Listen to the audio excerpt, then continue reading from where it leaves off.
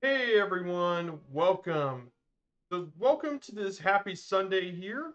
This is the first stream of 2022, so happy New Year's everyone. And we are here at Uniform Echo Echo at Shrevemenko International Airport in Moscow today. Welcome everyone. This will be leg 4 of the trip. We'll be taking off here from Moscow and we'll be heading our way to Kazan on the banks of the mighty Volga River. So it's good to have everyone here. And I have some pretty big things coming up. Hello, Martel172. Good to see you. Happy New Year's to you as well. So we're here at night at 3 a.m. in the morning. But I mean, that's what the flight had to start at. So we're going to be going over a recap for today's flight plan. So our flight plan for today, we will be traveling through. We're going to be taking off here from Uniform Echo Echo. We're going to fly 150 nautical miles at an 84-degree heading. We're going to be heading to the town of Miram, and then 62 more nautical miles down into the town of Azomos, and finally we be going 185 nautical miles straight into the city of Kazan on the banks of the mighty Volga River, and it would also be the capital of Tatarstan. So that would be kind of been how we're going to be doing it today. This is today's flight. I don't think it's going to be that big of an issue. It is the second longest flight of the trip so far. So that's kind of it of our plans. I'm on the East USA server, and I'll also give you the route information too. Route and the server as well. So that way, for any one of you who wants to join me, I'm go right ahead. So now we're gonna go back to our plane, the Junkers J52. This is the plane we've been taking all journey. Let's go ahead and get this plane started, if you all don't mind. So it's gonna be tricky, like I said, for the first leg, it's gonna be tricky. We're gonna have to be doing this in the dark. I'm gonna see if I can try to remember as much as I go through it step by step. Battery turn on. Check. The S check. Oil, fuel supply levers.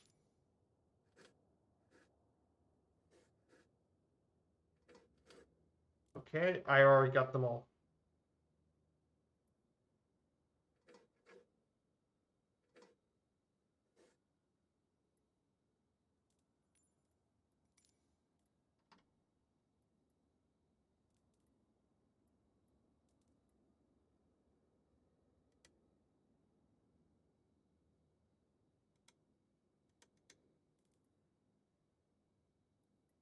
Hey, Kazaki Flyers in the chat. Good to see.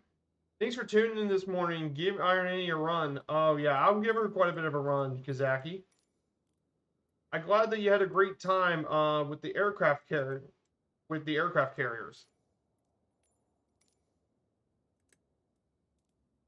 That turn on this, on this, on. We open the wobble pump. So it's the classic G52 procedures. I can start this thing pretty quickly. I'm gonna go ahead and move. I might actually do both engines, one and three, at the same time.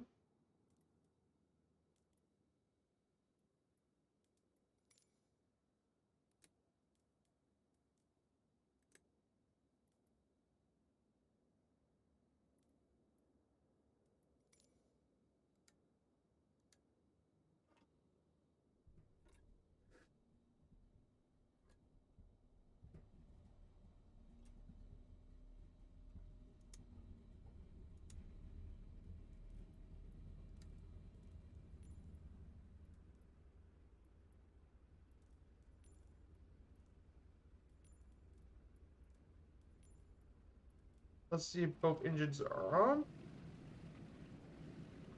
Yep, both engines are on. Okay. So yeah, I started both those engines at the same time.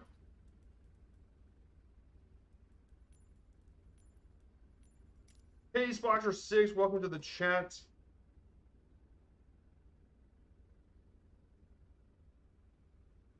Good to see you, Splasher. I know you had your flight yesterday into DC6. I'm hoping you can get some of those issues worked on. I know you've been having some of those issues.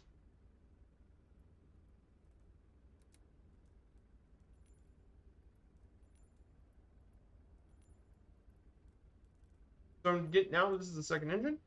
Let me go. There's that. Turn that on.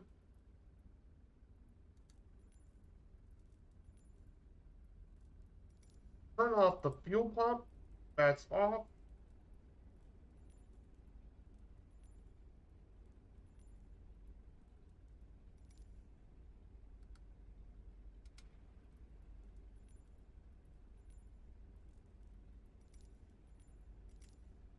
I think our taxi lights are on. Now that our taxis are still on, we're going to go back to the back.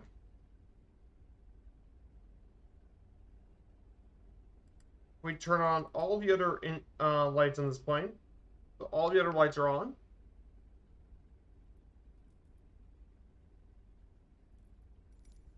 And everything should be good. We are good to go. Actually, this will also be the first stream with my new sim setup, because now I actually got me the new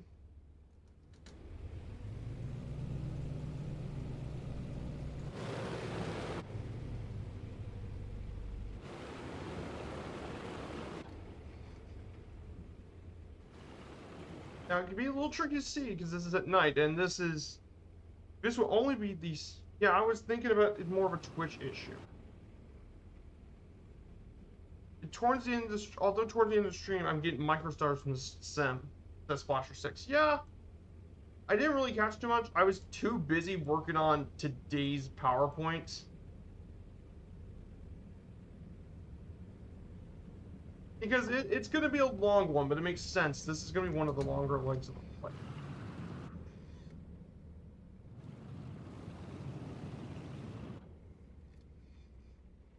So we'll take off from runway 06 right.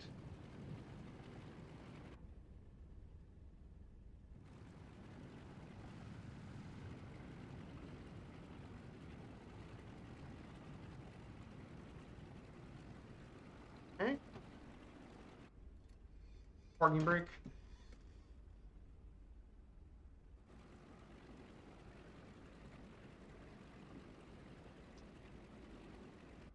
Okay. So we need to reset the trim to 0.4. That should be good. That should be more if it gets started. All good, no worries. Could stop for a while. Yep.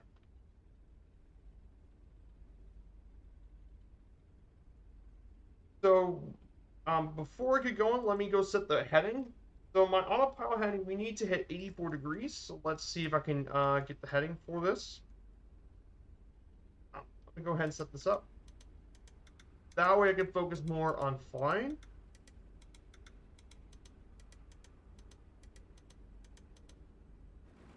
There we go. That would be good. Now we got our heading. We're going to go ready to take off. So we're going to press into the throttle. And we're going to go ahead and pull off the parking brake. It's really nice that now with my second setup, I actually have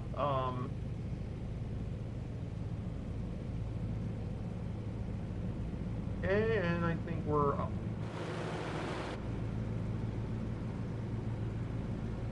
I'm gonna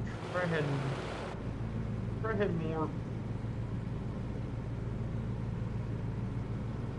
So I'm gonna wait for everyone else to get caught up. I don't remember the weather per se, but I do have several new weather presets I got. Let's see.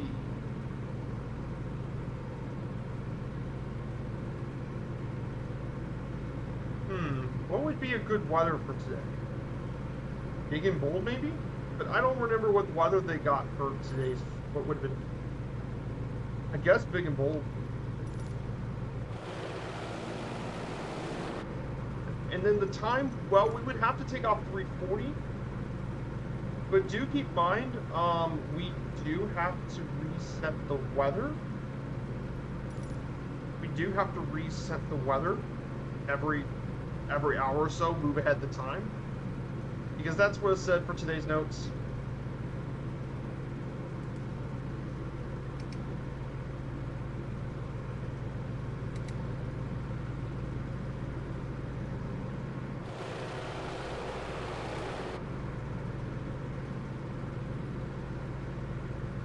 Go ahead and turn off the last stage of flaps.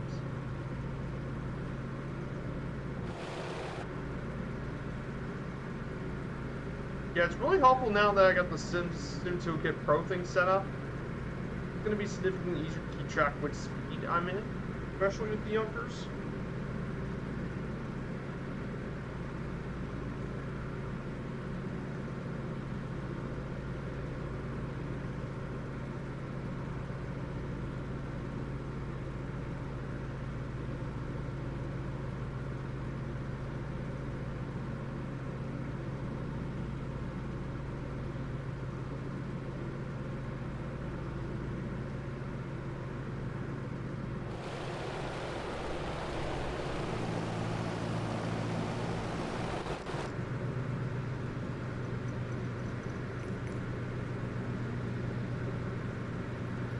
I did have to increase fuel, but I mean, I'm going to be needing the tank.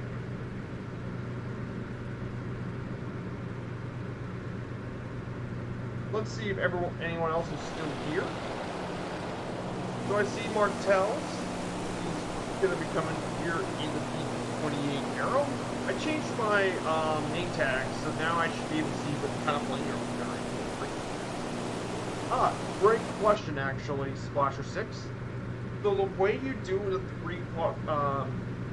a two throttle quadrants, like I got, I put all the three engines in the same axis. I just put all the different engine options 1 through 4 in the same axis. So that's how I solved the two throttle quadrant problem.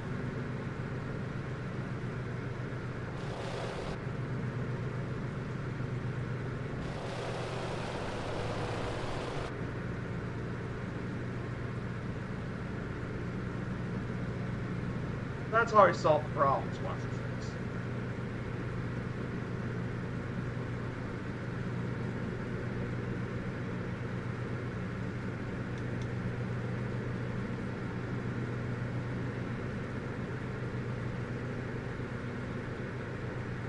Yeah, you run all three. Yeah, I linked my two quadrants together, my throttle quadrants. Yeah, you link them all together on a two throttle. For me, at least, I have this bar, if you notice, and that keeps them together so they all link up at the same time. They have the same synchronization. I just put them all in one slot. Each of the throttles would be together. It makes sense, yeah. Or you could do another way is if you want to do, if you got like something like a honeycomb, you could do one of the levers do two of the three engines. Let's say the one closest to you would be the two outer ones, and the second engine lever would be maybe engine number 2. You could do something like that too. It depends on the quadrant you have. It depends on your setup, because every setup's going to be quite different. But for me, since the Airbus thing lets me link the two together, that's how I used to do it.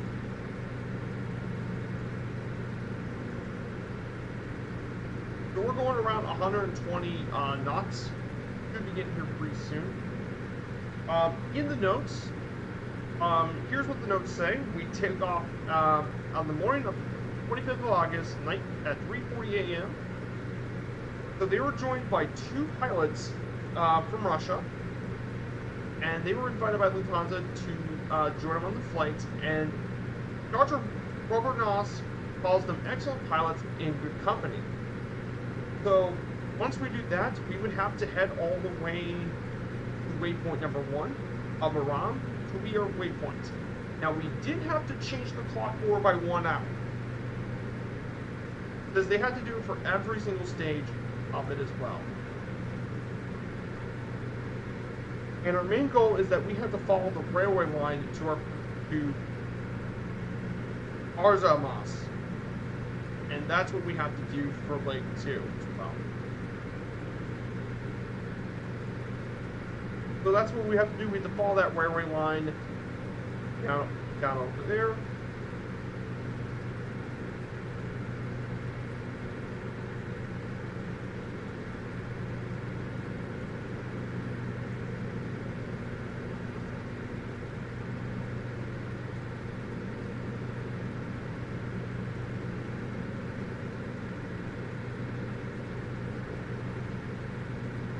Definitely a very interesting thing to go at. I did have to freak this out because this thing has really awesome engines.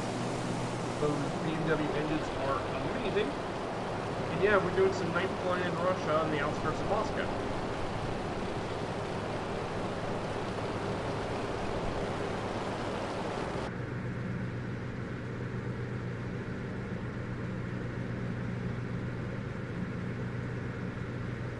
Definitely some great flying. So this one's going to be a lengthy one, by the way. I'm probably going to split this up by each of the legs. I don't want to do this all at once. Well, the reason is because I worked all last night on this, and I'm hoping if I get lucky enough, I'm going to talk about a short summarized point of Russia's entire history. Yes, I've been working on Russia's entire history for all of it last night to talk about during the flight. So yes, you're going to get a history lesson from Professor Viperstrike on the history of Russia.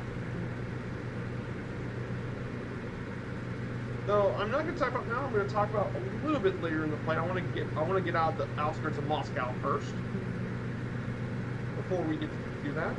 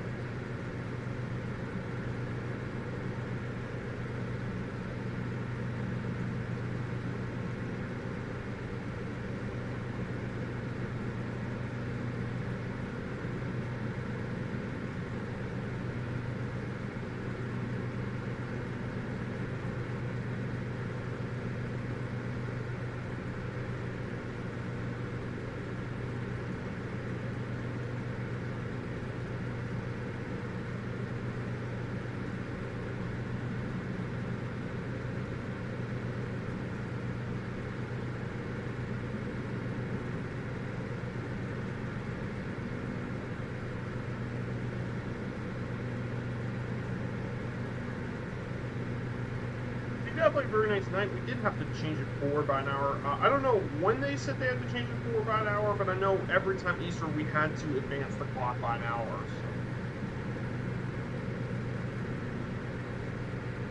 So. Let me look at time zones.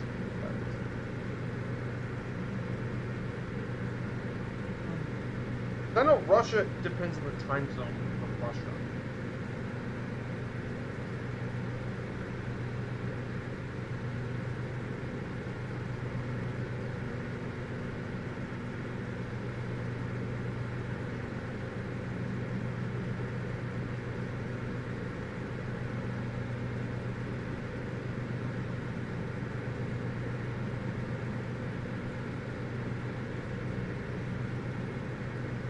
Looking at Moscow.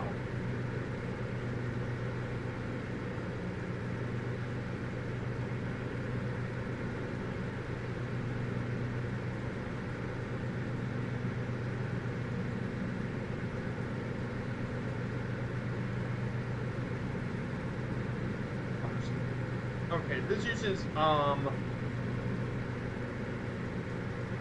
we use the same time zone as Moscow. Currently, so we can still stay in the next time zone. However, once we go to Kazan, we would have to keep changing the time zones for every other leg of the journey.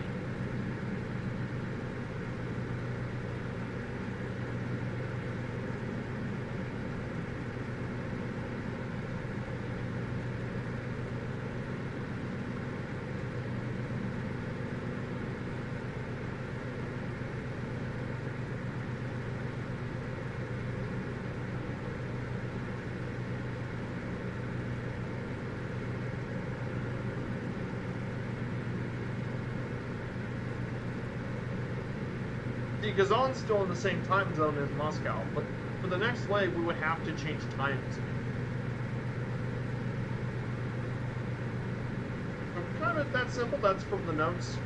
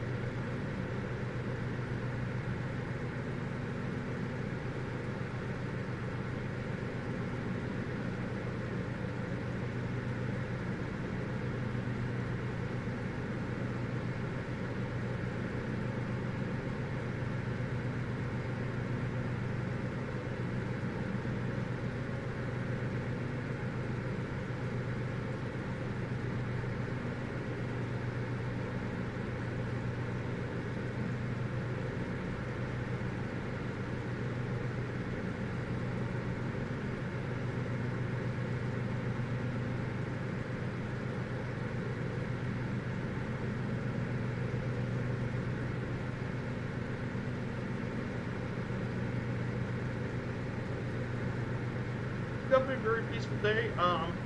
I've had a great New Year so far. I finally got 4 of my Christmas gifts open, so I think let me see what this looks like. I forgot to say the traditional Russian greeting, Privyet.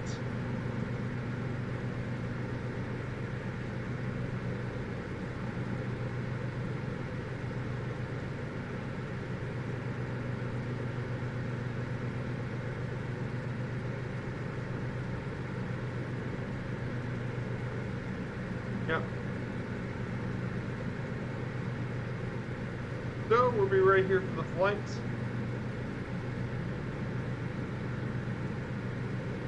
Everything's going well.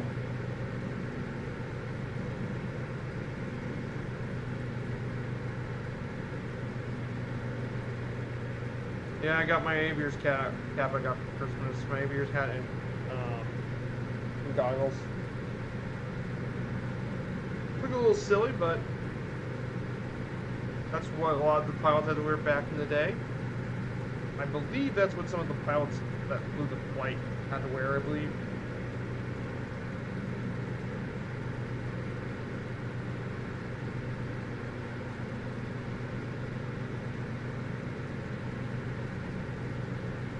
No, you're set. Yeah, I'm very much set, you know.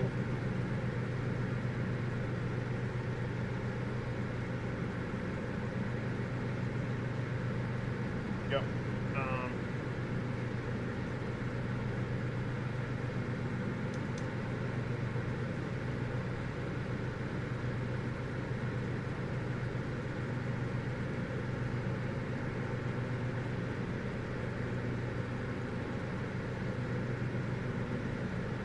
I got the complete equipment, says Martel. Awesome. Yeah.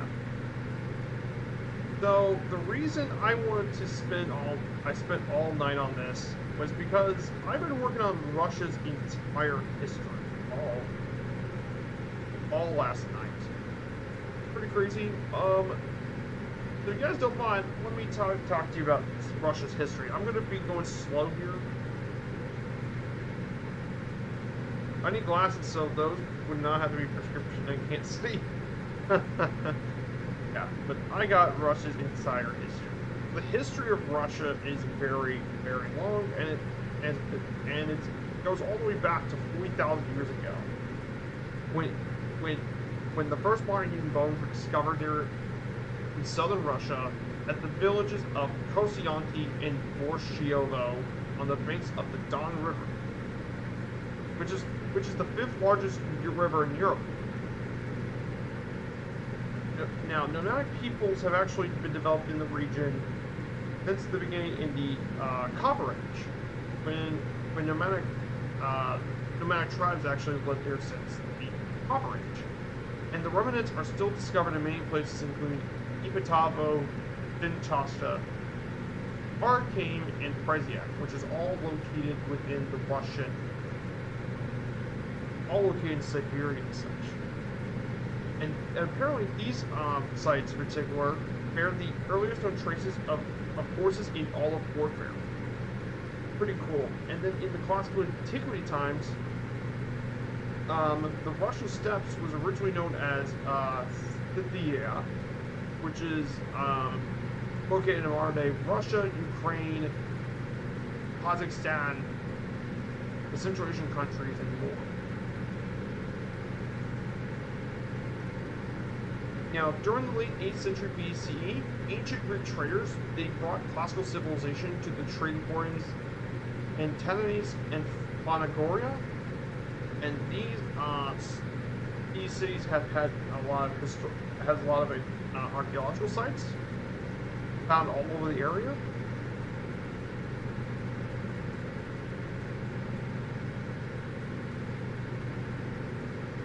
There's been lots of excavations that have been going on in those areas since the 18th century.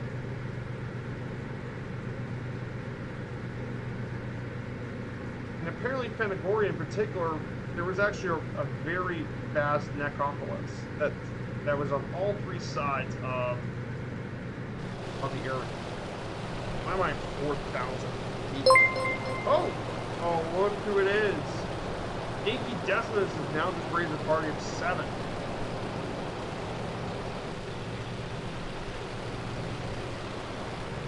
Bikia Tower with a party of 7. Hello, Dicky. So we just covering a bit of Russia's history.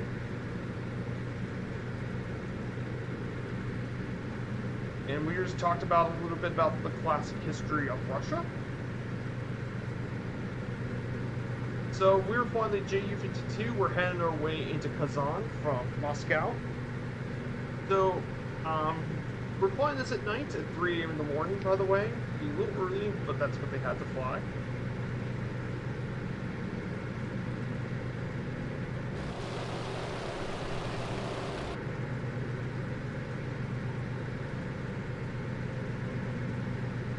And then after that time, in the 3rd and 4th century ADs, there used to be a Gothic kingdom of Oium that once existed in southern Russia, but that was overrun by the Huns. In between those 3rd and 6th centuries, there was a Bosphorian kingdom, as well in Crimea and throughout the Bosphorus. They were also overrun by warlike tribes. Eventually, the modern Russian ancestors are different Slavic tribes, and some of those are located in the Pinsk marshes, the Pripyat River of Kiev. The Eastern Slavs eventually settled Western Russia in 2 different ways. One of them from Kiev, and the other ones towards Novgorod. And from the 7th century onwards, the East Slavs constituted the bulk of the population of Western Russia. They slowly assimilated the native Finnic peoples during that time of the Urals. And that's kind of an interesting history about Russia. Only here, guy, my guess. Oh, I'm having a high fight fever and going offline. Have a great flight. You too. Sorry about you feeling with the fever. I hope you're feeling better. All right, thank you, Diggy. I really hope you can fight that off. Hey, Kaharia, good to see you. Yeah, that's a fancy hat I got. It's an aviator's cap. I know I showed this off to you a little bit earlier, but yeah, it's an aviator's cap with goggles. I was talking about Russian history for a bit. And then we get to the Kievan Rus. So the Kievan Rus was, for a lot of people that don't know, the Kievan Rus was actually it's a loose Slavic federation of Eastern Slavic, Baltic, and Finnic peoples.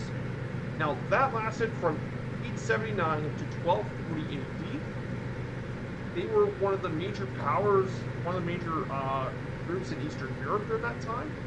And the establishment of it coincided with the arrival of the Varnarians, which were actually Vikings that ventured along the waterways from the eastern Baltic to the Black and Caspian Seas. And according to one of the historical information, the Russian Primary Chronicle, one of those people, named Burik, he was the ruler of Novgorod in 862.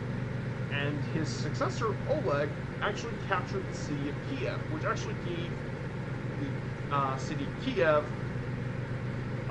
its name, Kievan Rus.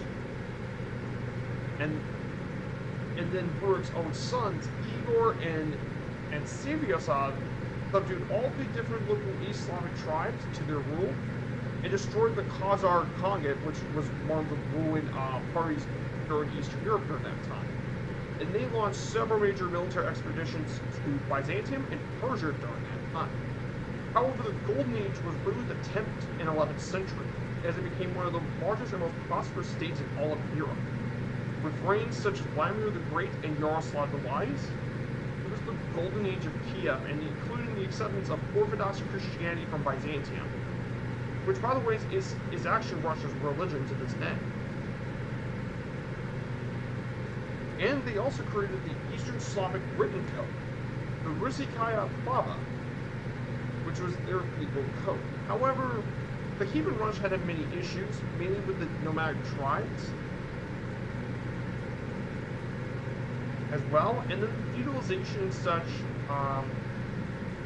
had come, and that led to constant infight between the members of the different dynasties, and as a result, the Kievan Rus was slowly waning. However, the Rus was then disintegrated, with the final blow being the Mongol invasion of Russia, which destroyed the entire city of Kiev, and half of the entire population was killed by Genghis Khan, which was absolutely brutal. And trust me, hey, Iceman 333, good to see you. Yeah, I'm not a history teacher, but I love history, so I like to talk about that. And plus, it's something to talk about during the flight. I don't want to actually just bore you with that. I don't want to be the kind of guy who just talks any. I want to talk about the history, because we're going to spend lots of time in Russia, so I might as well talk about history and such. Yeah, and plus it's something for me to talk about. For this first part, I'm going to talk about the history of Russia leading up to the October Revolution. For this part, and then once we get past to after waypoint 2, I'll talk about the rest of Russia's history. So I'm just going to split this up into 2. Just a bit of history stuff. No worries. But I don't blame you for feeling like that way.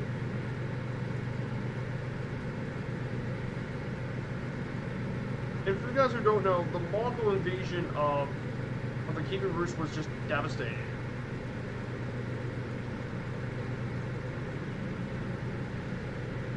Like, the Kievan Rus lost 500,000 people, which is just...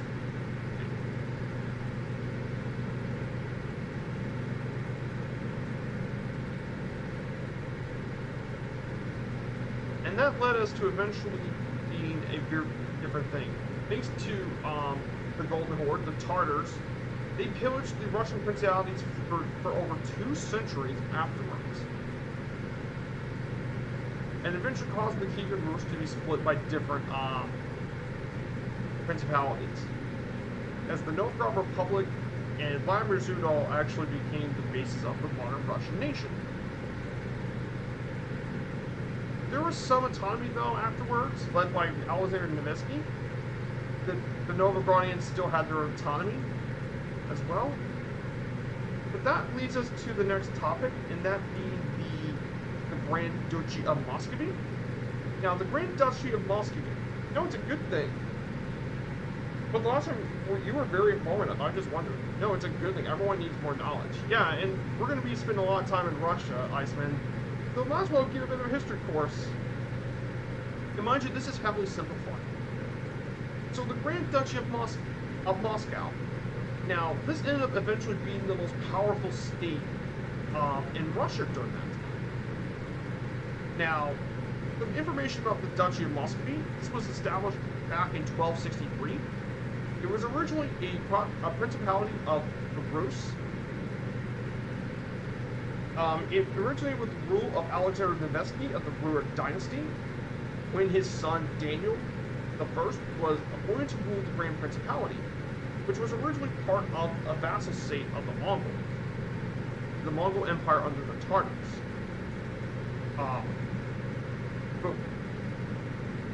And while it was still under the influence of the Mongols, Moscow began to assert its dominance within the early 14th century, becoming one of the main forces of the reunification of the Russian lands and the expansion of Russia as well. And eventually, and while the times still remained difficult with the Mongol raids and the Little Ice Age, with better hygiene and lower population density, the plague in Russia wasn't actually so severe, and by the time the 16th century came up, the population numbers had been recovered. But the big deal was in 1380, where Prince Dmitry Donetsky, with the help of the Russian Orthodox Church and the unified army of Russian principalities, he defeated the Mongols at the Battle of Ulyankivo in 1380. This allowed Moscow to absorb the different principalities, including Novgorod and Tver, which proved to be one of the great moments in Russian history, as the turning point of Russia's history, and it led Moscow to be the one to eventually unify Russia. Eventually, Ivan III finally got rid of the Golden Horde. Ivan III defeated them and consolidated the entire central and northern Russia under Moscow's dominion, becoming the first Russian to take the title of Grand Duke of all of Greece. And eventually, after the city of Constantinople fell in 1453 by the Ottomans, Moscow claimed succession to the legacy of the Eastern Roman Empire. And eventually, even to Russia, the title of Third Rome. Which is actually, there's been a lot of suggestions of Third Rome, but Russia has its own claim, being Orthodox. Eventually, they even had the double-headed eagle from the Byzantines be part of Russia's coat of arms, which is pretty cool and interesting to talk about. Then we're gonna get to the Tsardom of Russia. So how did the Tsardom actually really get a start? Well, the Tsardom of Russia got its start from Grand Duke Ivan IV.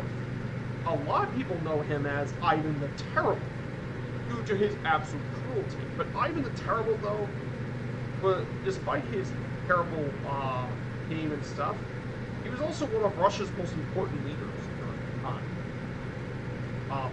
Ivan the Terrible gained massive amount of power and doubled Russia's territory by defeating the three other Tartar khanates, which is Kazan and Astrakhan on the Volga, and the Siberian Khanate in southwest Siberia. And thus, by the end of the 16th century, Russia expanded east of the Ural Mountains and into Asia, becoming a transcontinental state, which is actually pretty rare during this time. There are not very many territories that strand more than one continent.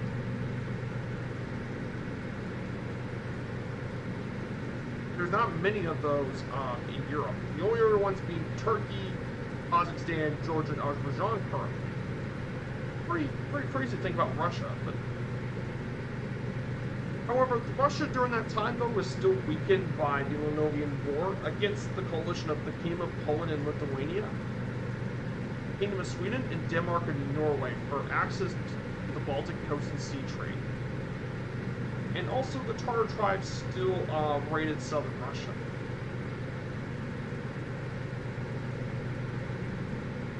And at one point in 1571, Moscow was eventually burned in 1571. However, Russia managed to hold them back. But the bad news is once Ivan's sons were killed during the 1538, at 1598, Ivan's sons passed away and marked the end of the ancient Rurik dynasty. And combine that with the famines of 1601 to 1603, it became the time of troubles. And eventually it was settled in 1613 when the Romanov dynasty ascended to the throne by the decision of Zemensky Togor. And this dynasty of Russia ruled from 1613 to 1917. And then throughout the 17th century, Russia continued growing its territory, which was the age of the Cossack during that time. And eventually Russia gained massive amounts of territory. as Russian exploration and colonization of Siberia. And it turned out Siberia was quite valuable, for furs and ivory was quite notable there in Siberia. And eventually, by the mid-17th century, there were Russian settlements all the way in eastern Siberia and on the coast of the Pacific Ocean. So just imagine how large Russia came from small territory in Moscow to all the way to the Pacific Ocean within 1 century. That's pretty crazy. Hey, Tomos. Good to see you, Tomos World. Yeah, I'm talking about Russian history for a bit of a simplified version of Russia's proud history. I prepared these slideshows for each flight. Yes. I've been doing it for my baseball series, covering all the baseball teams and such. So I'm preparing each of these flights separately. So there's that as well.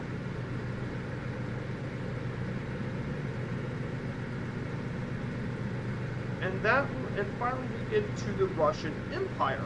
So Russia's empire was then marked by Peter the Great. And for guys who don't know, Peter the Great is one of Russia's most important czars, as he was the one who helped modernize Russia to a modern power. He did a whole bunch of serious reforms during his time to greatly modernize Russia, and his impacts are still felt to this day in Russia. Under Peter the Great, he defeated Sweden in the Great Northern War, and basically that allowed Russia to have access to the sea and sea trade, which was very crucial for Russia, since previously Russia was kind of limited on sea trade because, well, you're in the cold Russia. There's not much port opportunities. He even helped found the city of St. Petersburg, which eventually became the capital of the Russian Empire.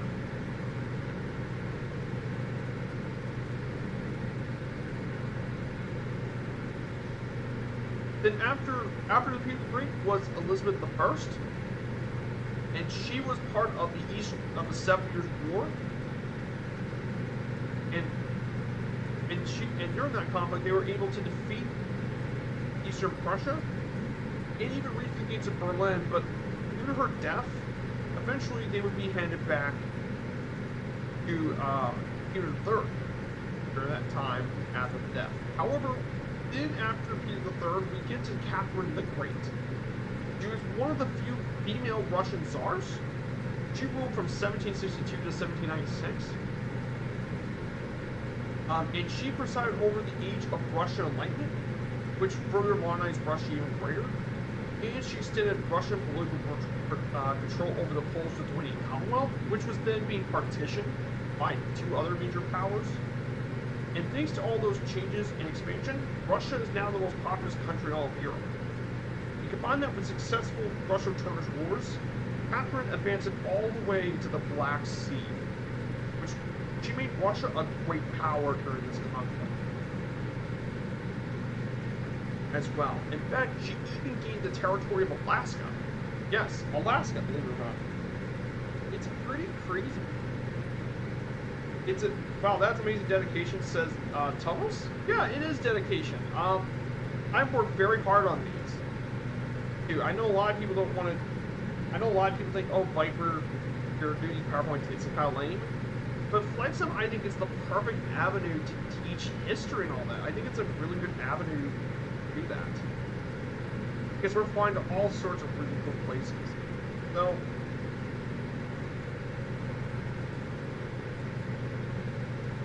as well. And then in 1803, there was the first Russian circumnavigation on the planet, made by 2 Russian ships. And Russia also discovered the continent of Antarctica. Yes, it was Russia who discovered Antarctica.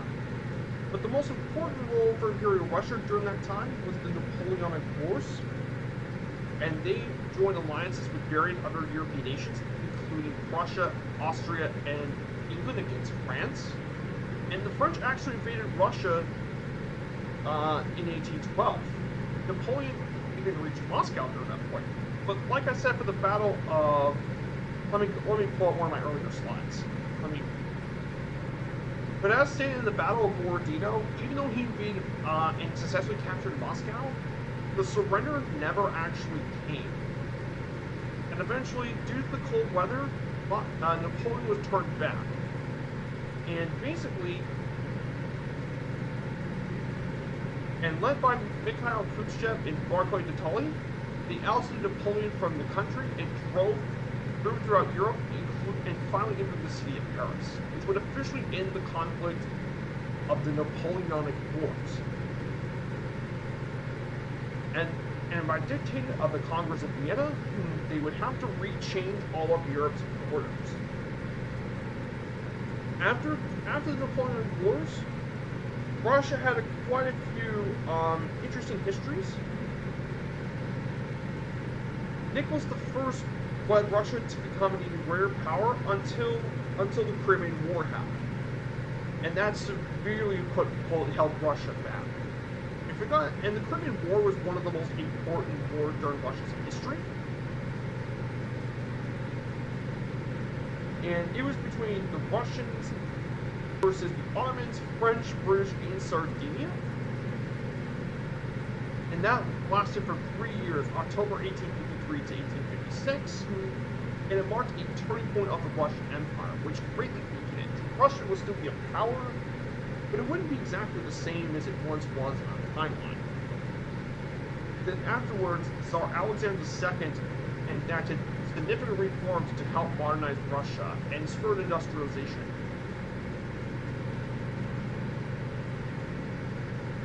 However, the bad news was that Alexander II was assassinated, and that was due to the rise of various socialist movements throughout Russia. And had Alexander II still lived, I think Russia would be in a significantly better place. His son Alexander III ruled over it for about 13 years, but he was kind of a bit less liberal. And then we have to talk about the last Russian emperor, Nicholas II. Unfortunately for him, he couldn't exactly prevent the Russian Revolution of 1905. He did put it down, but it completely led to distrust between the Russian people and the Tsar. That would lead up to the February Revolution, and the reason that had started was because of the Russo-Japanese War, which, by the way, shocked all of Europe during that time. It was humiliating for the Russians because due to all the racism and all that, there was a lot of pressure of racism and stuff, and then that had huge consequences for both Japan and Russia. A very significant war for a lot of people in Russian history. So that is going to be part one. I'm gonna talk about this later on, but I'm gonna take a little break from this. Once we get past into waypoint 2, I'll talk about the rest of Russia's history. So I know, and I think this is really cool to talk about Russia's history. I think it's really cool to see it in a new light. So I appreciate all of you have the patience to listen through. And I think it's just really cool that we can talk about the history of the world through Flight Sim. I think it's really cool, and I think it's just really neat.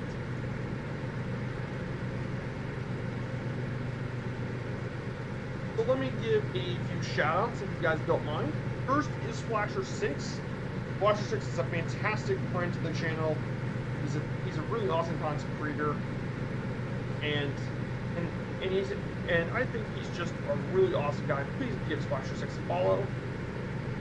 Really awesome guy. The next one I'm going to be giving a shout out to is going to be Tomo's World. Tomo's World has been doing around the world journey as well, and he's flying through all the different places around the world. He's also quite a talented musician himself too, and he makes some pretty cool music as well. So please give Tomo's World a shout out. And then finally I'm going to give a shout out to Iceman 333. He just recently got Twitch affiliate. I believe he's got affiliate right now, and he's doing a lot of helicopter flights with Flights of Joel. So if you like Flights of Joel with all his helicopter stuff, you're gonna really like Iceman. So give this guy a bit of respect and give this guy a follow. Tell him that Viperstrike 95 soon.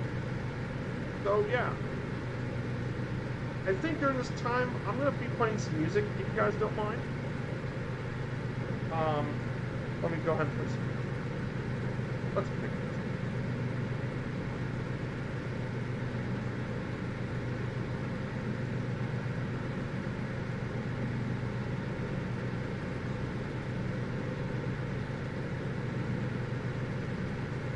That's correct, Martel. Yeah, history can really be a big impact for a lot of people that don't know. Yeah, even the littlest changes have a big impact, Martel. It's a very significant thing a lot of people don't really realize.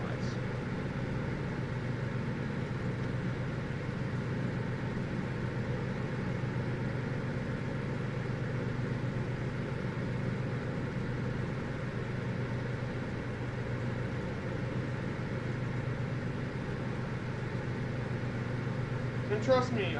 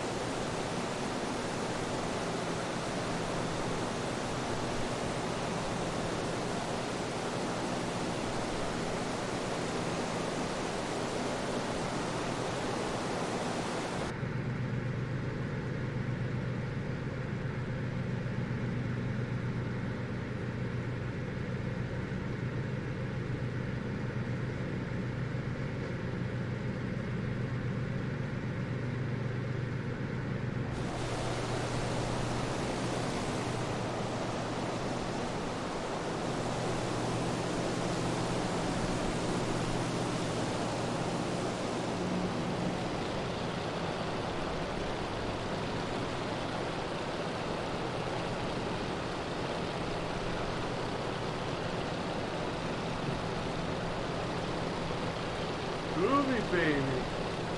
Okay, I'm not wrong. I have no Quasimodo. Yeah, I got these shades too for Christmas. I have my Arrow Grizz, which wants to catch up.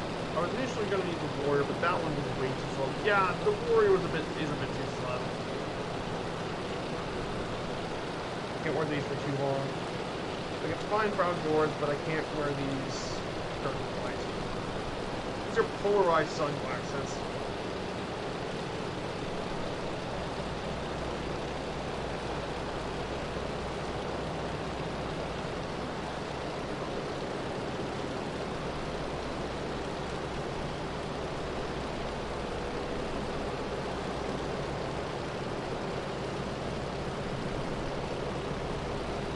Yeah, you can definitely see all the really cool constellations. Very, very nice. That's one thing I was not expecting to see is constellations and stuff. Definitely giving some pretty cool scenes of it. I need to get back. My plane's been really off course.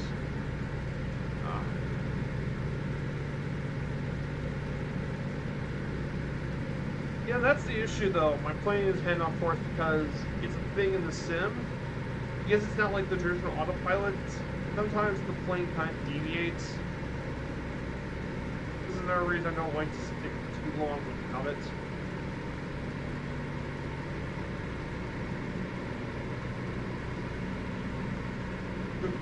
So guys, we'll be heading our way to waypoint number 1, the town of Naram. And the sky's starting to clear up a little bit. Well,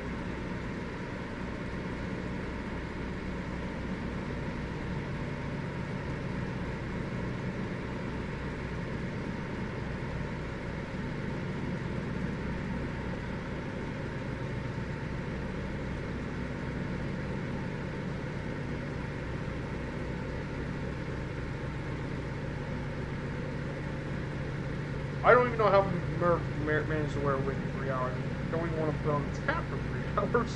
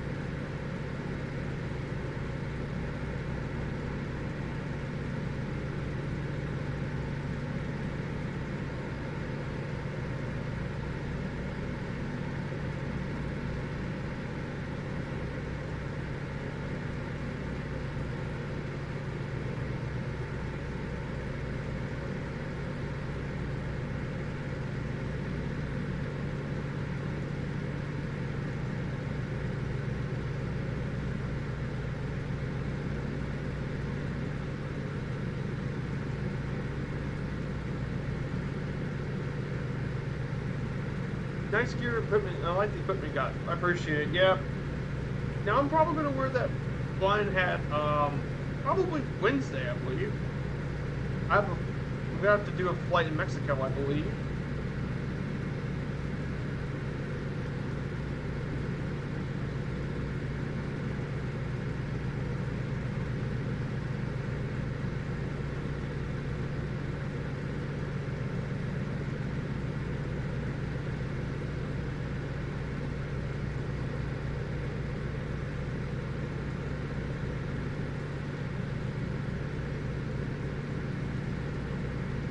Hey, Blockstrot, good to see you. Blocks, how you been? Yeah, we're flying into the new lane.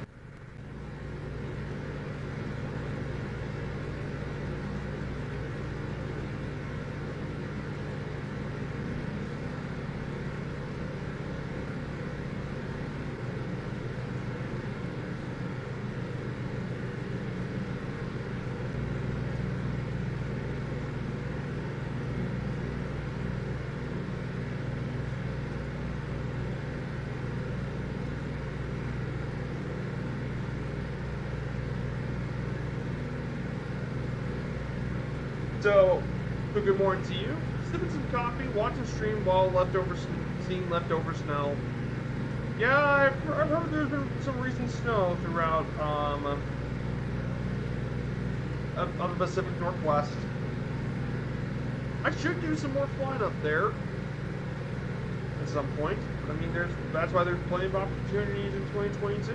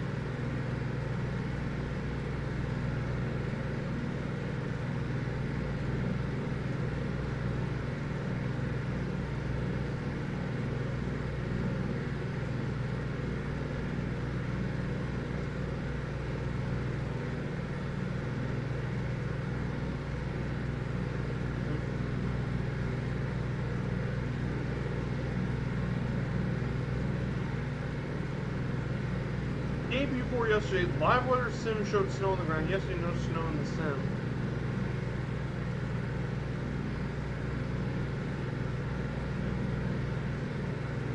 We'll have to fire it and see how it looks. Yeah, I've heard the weather can be quite inconsistent. With, with all the snow and stuff, it is quite inconsistent. So maybe it might work this time.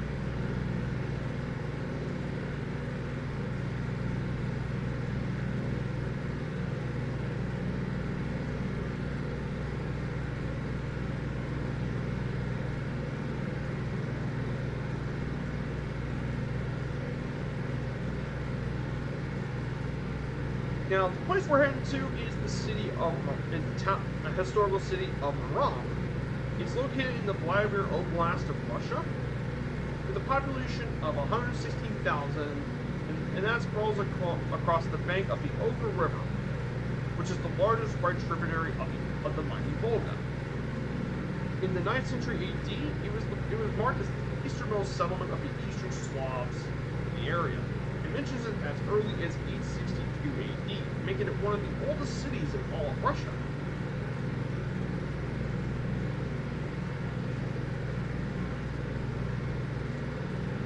Maram, in recent times, was most well known for a spontaneous protest on June 30th, following the death in police custody of a senior factory foreman during that time.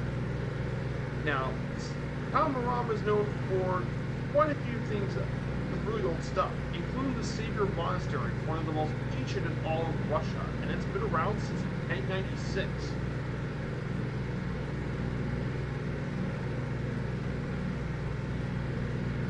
There's also the Trinity Convent, which includes the relics of Saints Peter and Fernona as well.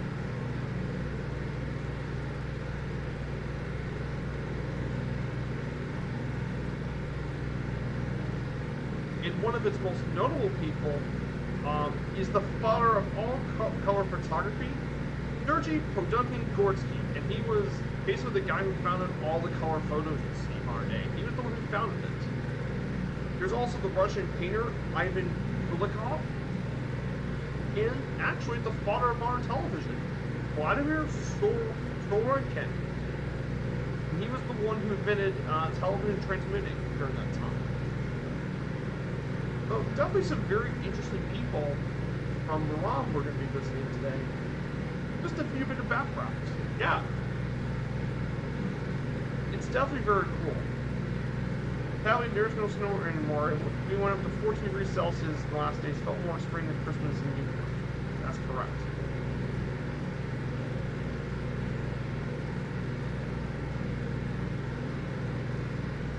So that would be our waypoint 1. We are still like 30 nautical miles out. Like I said, this is going to take us quite a while.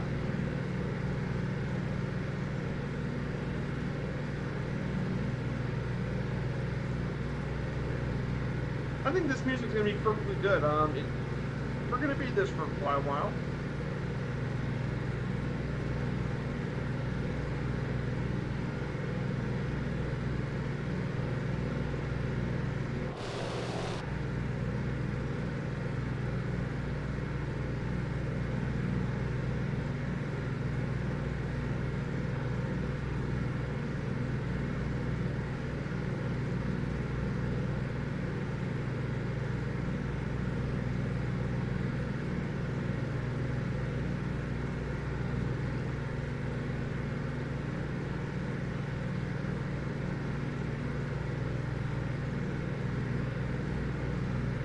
I see some of the stuff you post on my Discord blocks. Yeah, there's still snow, even all the way in the Pacific Northwest.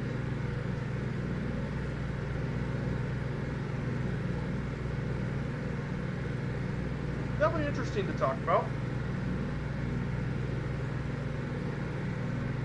Oh yeah, and by the way, I want to show you guys what I have. Yes, I said to big and bold. I didn't know what the weather settings were like.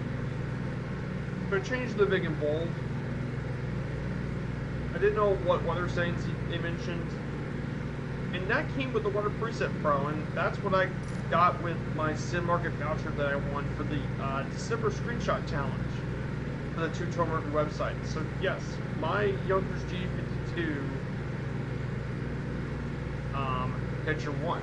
And that was basically with the J52 over Kustan fortress. And that was during my stream to before Eagles Dare. That's where it happened.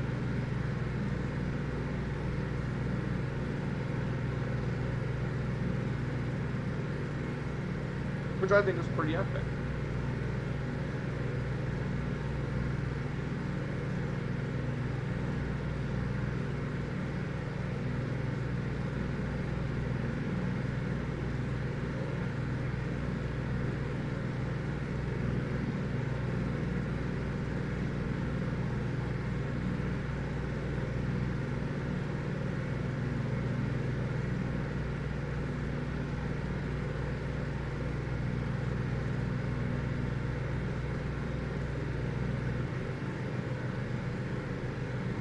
Guys, if you guys are new to the chat, if you like what you see, don't be afraid to give me a follow in the chat. We have a goal that's coming up for 200 followers. I would like to get it pretty soon. So I appreciate everyone who's been here today.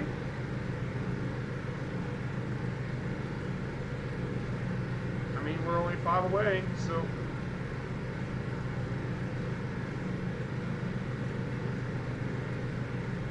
in addition to these Sunday streams, we also have Wednesday flights. I usually go travel around the world in bush planes or any sort of GA aircraft.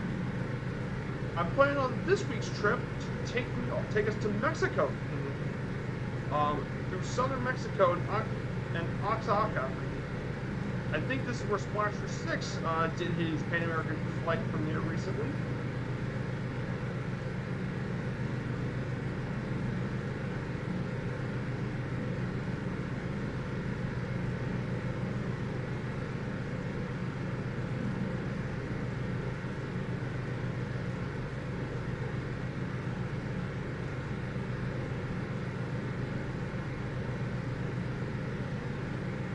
Yeah, that name sounds familiar. You've been there. You've been there, Splasher.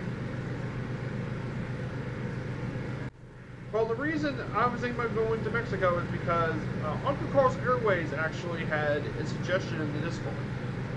So I'll be doing that suggestion for him. Since I don't, like I said, I have ideas, but I never really done much around Mexico.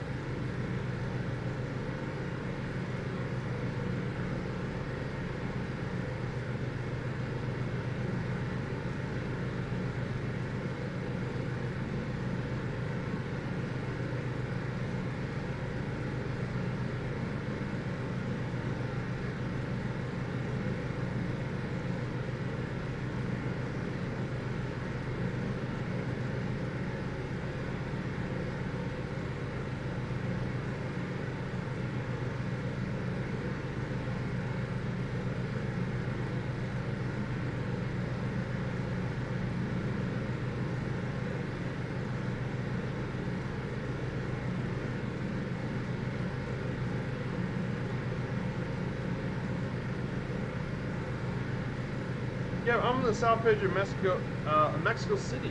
Yeah. Yeah, Mexico City is huge. Mexico City is one of the largest cities of all North America.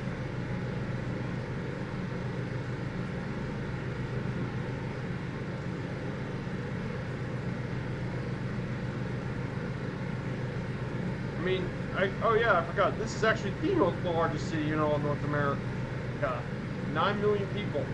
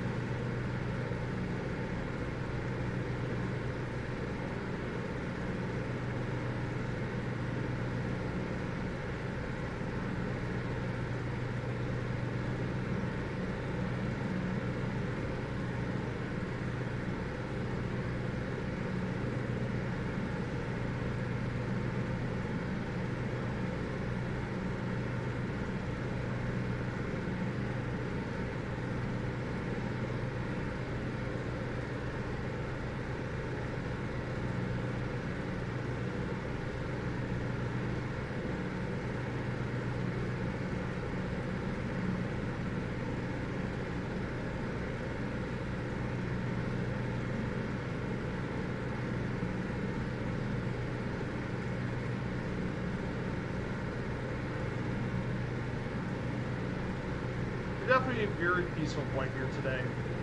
Definitely nice and peaceful.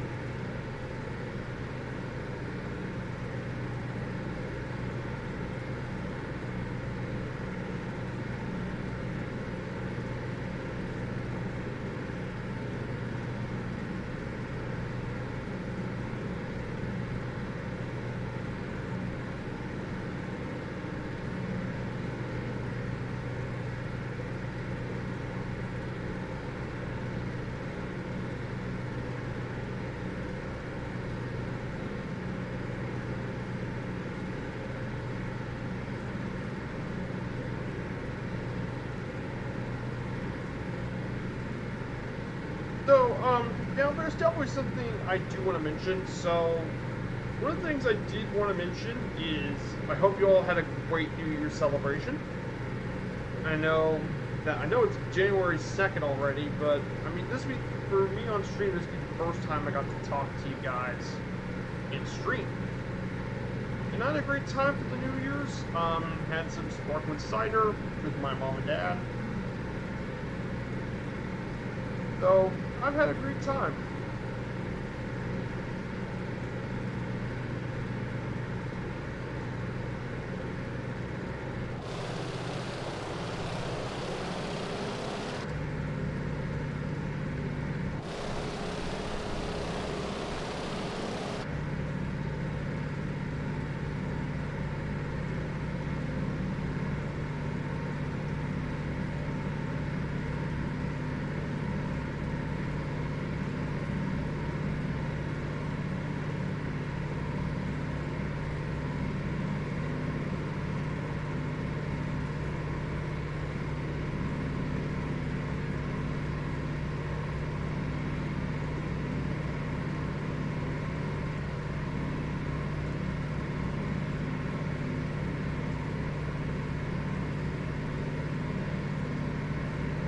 So here's the town of Milan, right ahead of us.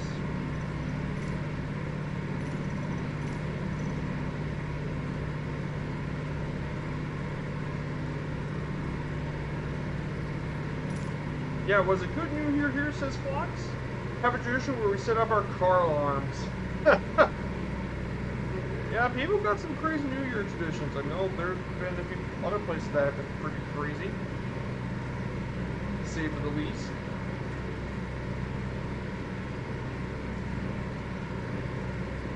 So, it's good to have all you in the chat. Thanks for coming here today.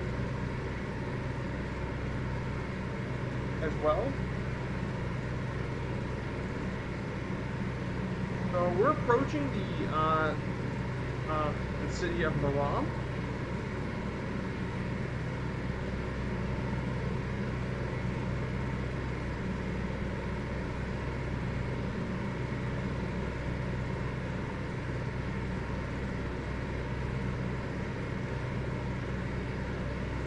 New Year's Eve, we get to see the new Matrix movie with my son, and then spend the rest of the evening with the dogs. Oh, that's pretty cool. Splasher 6. I heard some interesting things about the new Matrix movie, though.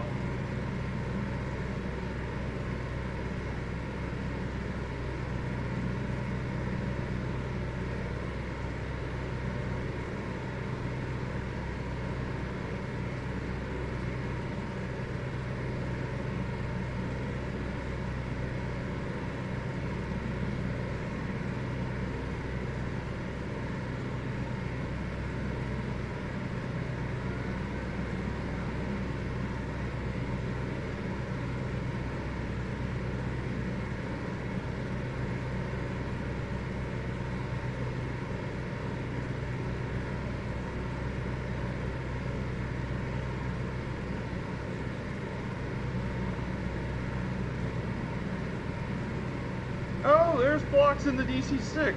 Oh no. Blocks in the DC-6.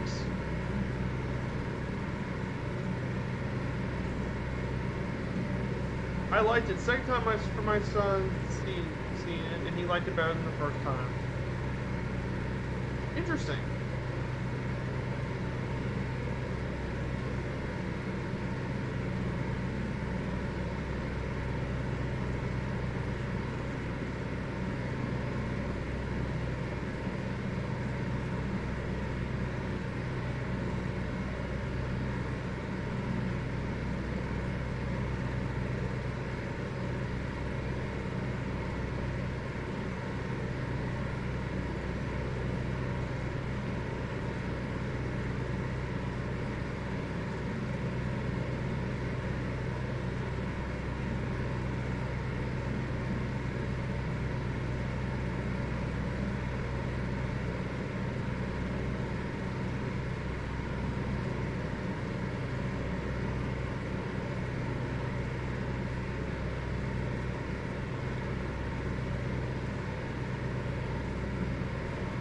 So here it is, guys. Let me go ahead and welcome to the city of Maram, right onto the banks,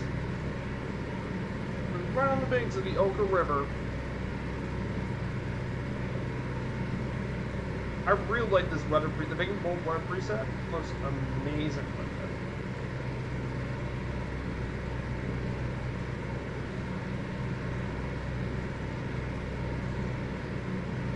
Wow, that is nice.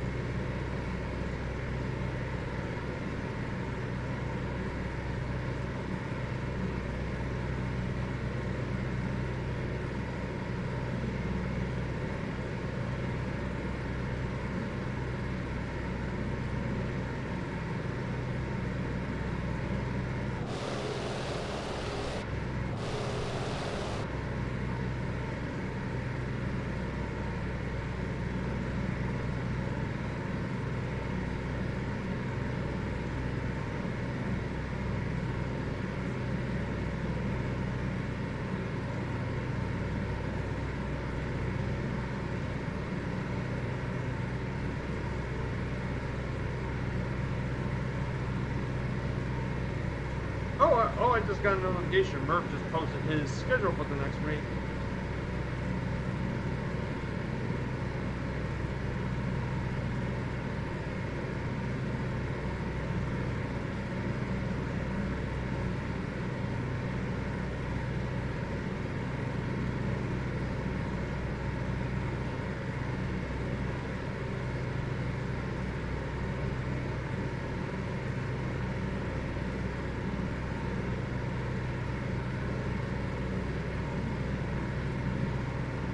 Now, I don't think for this late we have to change the time forward because Kazan is going to be in the same time zone as Moscow is. Because I was looking up the recent time zone maps, and it turns out that Moscow is.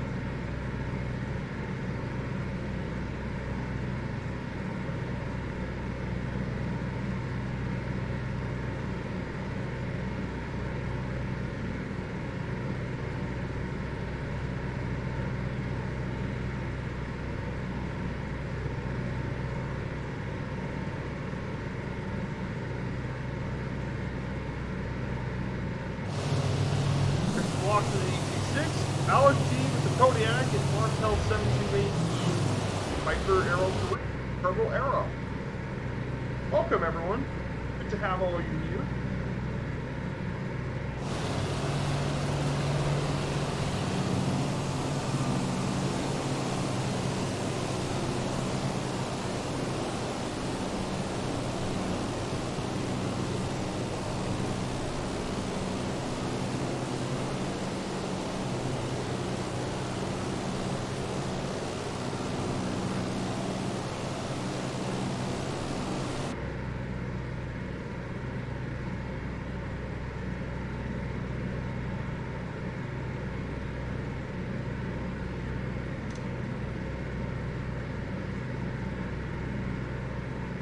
Let's check our fuel situation. Our fuel situation is still good, 74%. Doing quite good.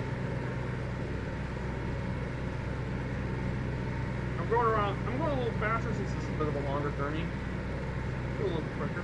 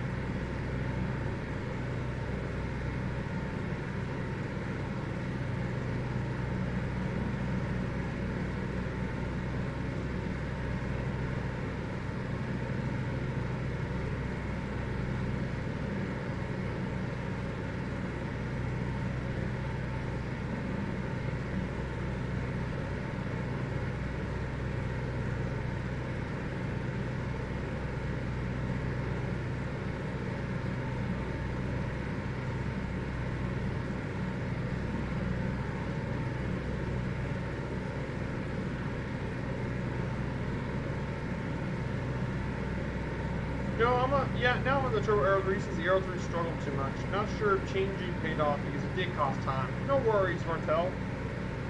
No worries about changing.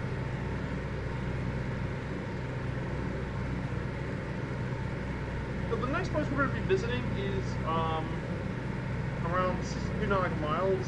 The next waypoint will take us to the town of Azomos. Now, Azomos is located in the Nizhny Novgorod Oblast, which, I mean, it's named after the largest city there, Nizhny Novgorod. It's located in the Tosha River, which is a tributary of the Oka. It has a population of 106,000 people, and it was founded in 1578 by Ivan IV, aka Ivan the Terrible, in lands that were originally populated by the Morvins at the time,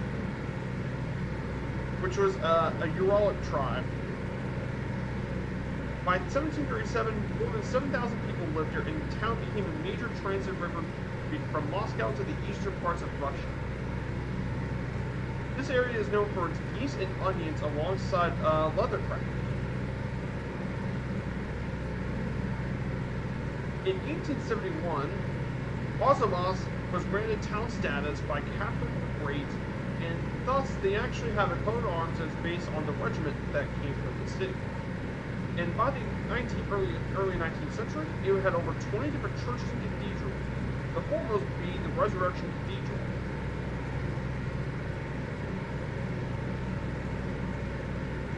By the early 20th century, it still was very important for trade and had many different tanneries, oil, flour, tallow, dye, and more. Knitting was still very important as a domestic industry, while they still sell sheepskins and sailcloth. In 1988, the city was the site of the Azomos train disaster which caused the death of 91 people and injuring 1,800 more were injured during the train disaster.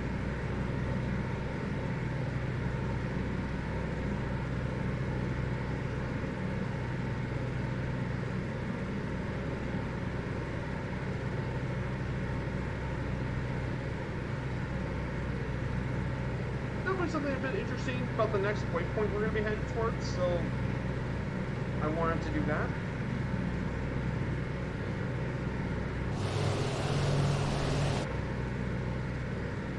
I'm having FPS issues, says Alec D. Gonna have to reboot and here, be right back. No worries, Alec. No worries, man. I hope you get that issue fixed.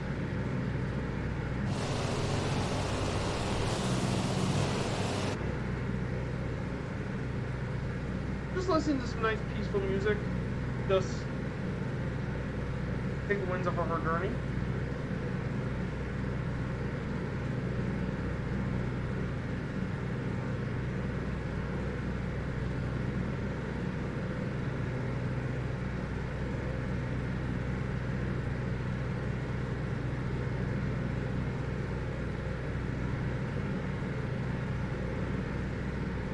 On your left says what?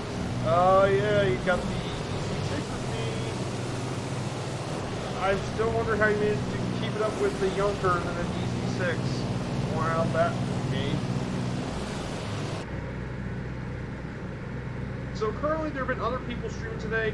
Captain Seppi's doing his next part of his Pan Am flight around the world in EC6. He's currently heading to the Congo, I believe.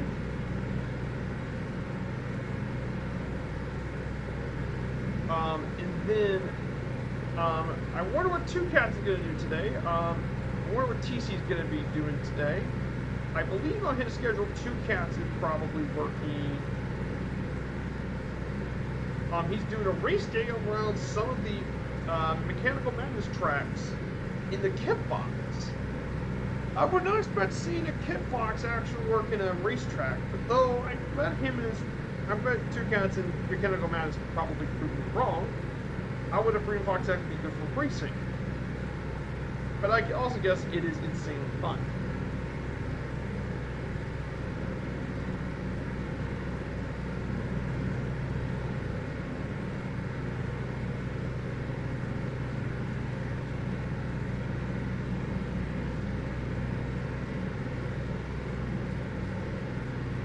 Yeah, I see you there, Fox.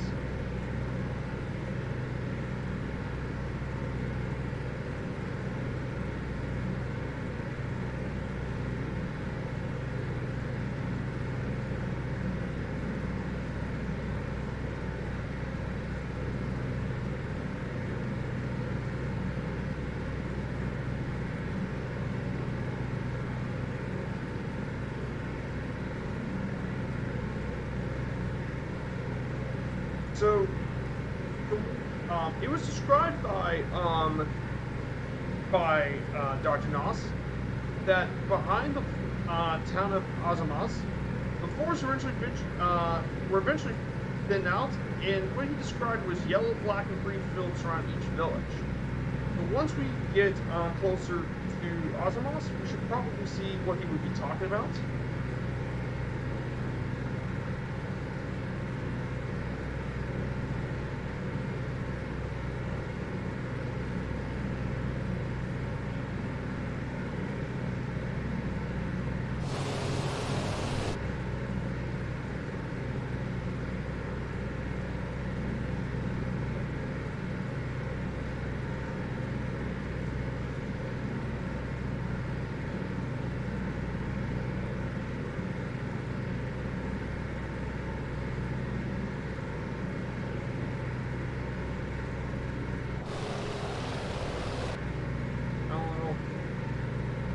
Yeah, it is beautiful out here today. I wanted to try out some of the weather presets, and they look absolutely fun. These weather presets are so nice. It's nice that I got more weather presets to play with, which I think is...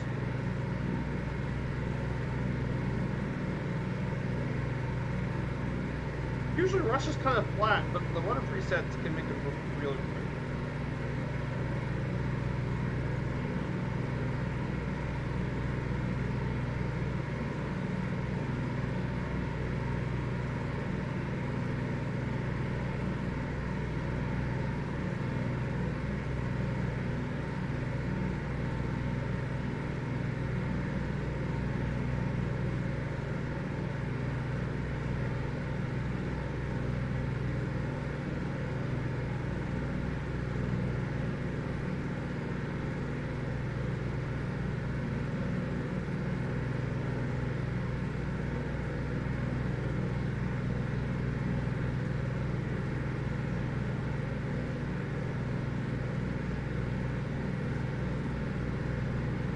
It is really beautiful. Yeah, with the weather, that is a very beautiful sunrise.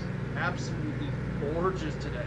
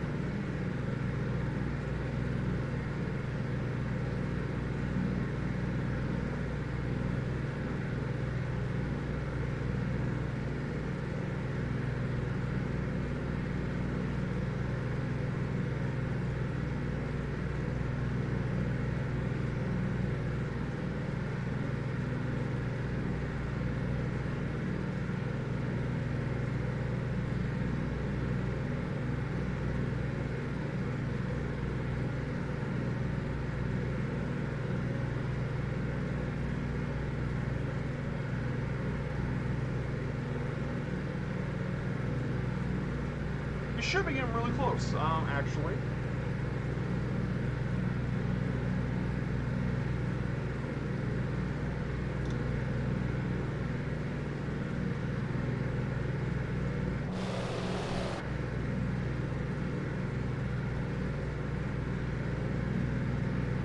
Whoa!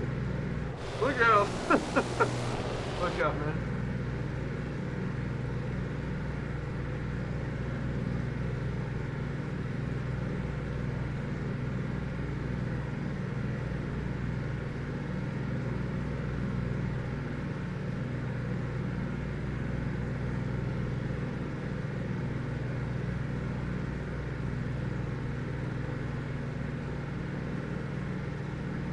Also, in addition, the weather cleared up, so we're going to change the weather. I forgot back it's all clear. What do we want to do today? What would be good weather?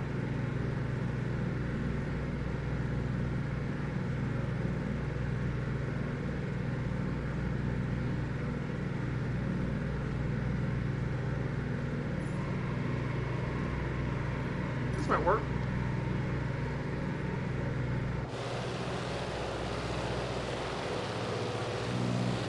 This could work. So now the water's cleared up now.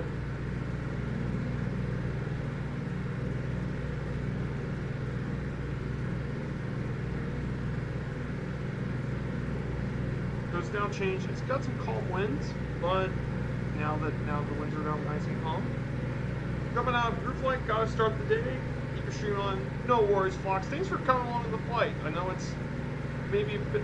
It may be short, but anytime flying with me is always appreciated. Thank you so much. I also see Tuto Murphy just entered as a moderator. Hello, hello. So yeah, this is beautiful. Now the weather's cleared up.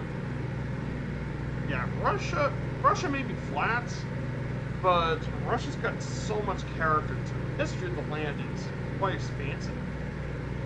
Neat.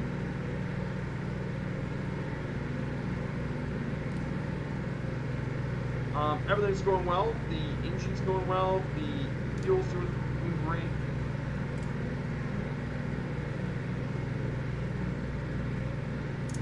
Oh, forgot to change that though.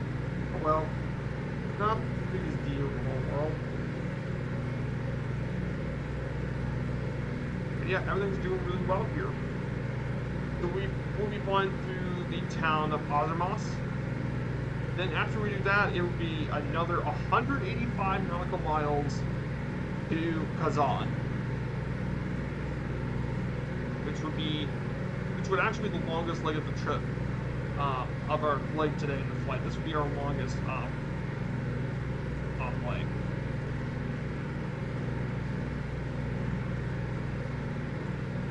Hey, Mongo, Z7 server. Good to see you, Mongo. Thanks for following my channel yesterday. Yes, I'm on East USA server. But if you want to join in, don't be worried. I'm flying around 122 knots.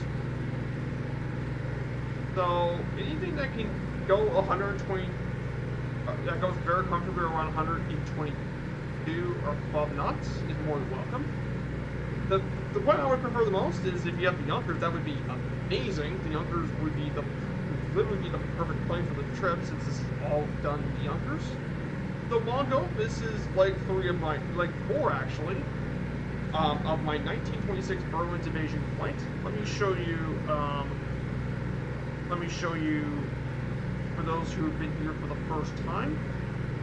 So in the original flight, they've flown the Junkers G24. Now, since the G24 isn't in the sim, we use the next best thing in taking the Junkers G52 with us. Pretty nice, very classic workload. And this is actually based off a real flight, actually. In 1926, this is I'm Graf Flotzon nach Peking, written by Dr. Robert von Moss. He was one of the chief people at Dutch Lufthansa during that time. And you can see his pictures. Knights Up from my community helped me out tremendously. All the information about the flight and all that is provided by him. In fact, my tail number, E903, was one of the models they used for the trip. Just the tail number. Pretty cool little knob. They did this trip because they wanted to go from Europe to Asia without going to Africa. The real reason was that because of the Treaty of Versailles, Germany had good relations with the USSR at the time, and the two worked together. And hey, Richard, Bridge 101 Apollo, thank you so much. And once they did that, this is where the actual group thing took. Knights Up again with the amazing room. So they literally go from Berlin to Beijing. Leg 1 was from Berlin to Königsberg while visiting Gdansk. Leg 2 was Königsberg to Smolensk. We had to go through Lithuania and Latvia and Belarus to get to Smolensk. Leg 3 was the shortest of all the legs so far, from Smolensk to Moscow.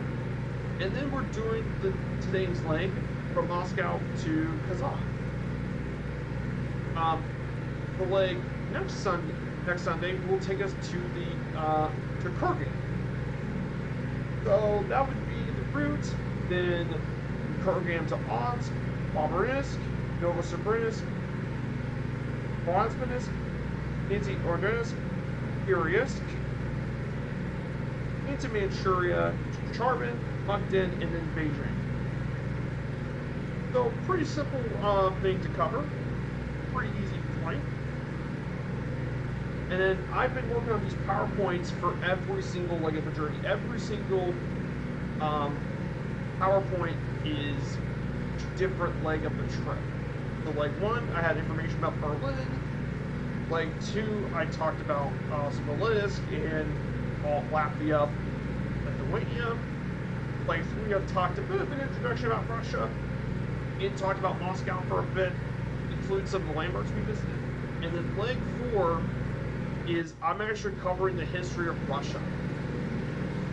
So for those who are brand new, I covered the early history of Russia, the Kievan Rus, Grand Duchy of Moscow, the Tsar of Russia, and the Russian Empire.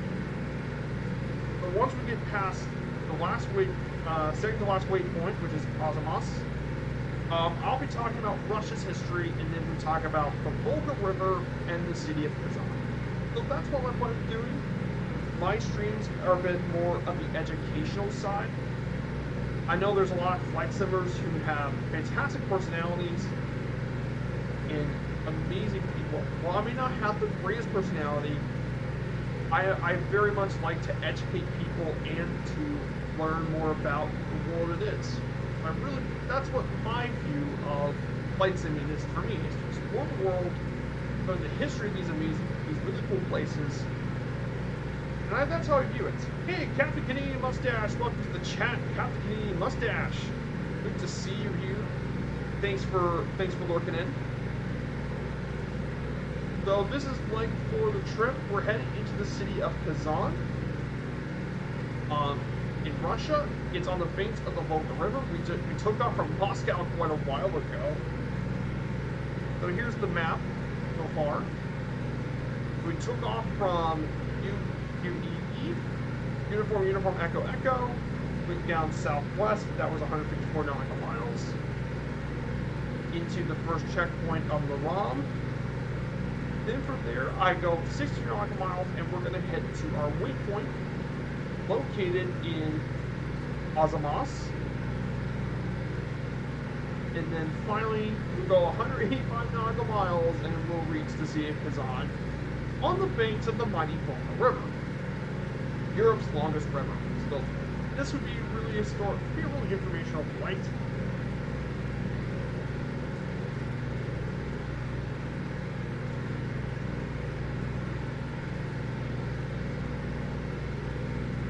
Yeah, the sunrise is beautiful.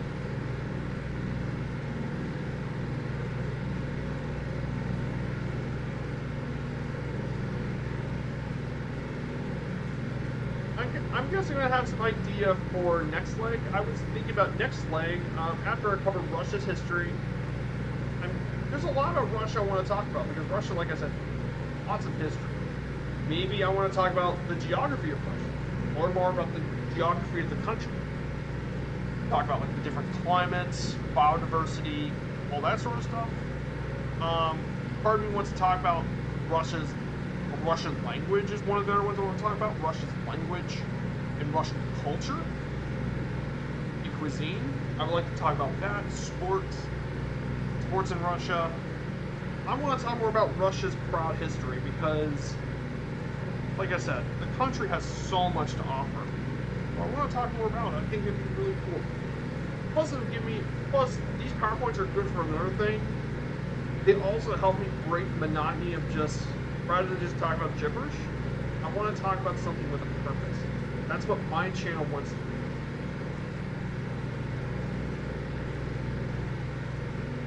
So,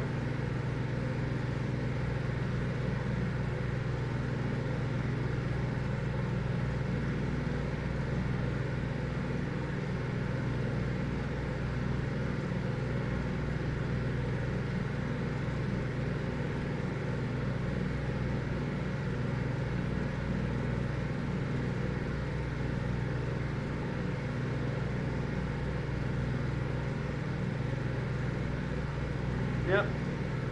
Just want to show you guys my new flight gear.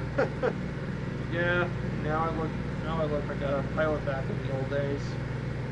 Okay, so this is the awesome city of Azomos, right down below us.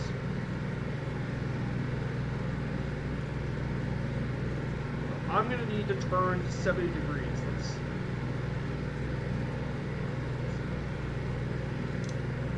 That's 80.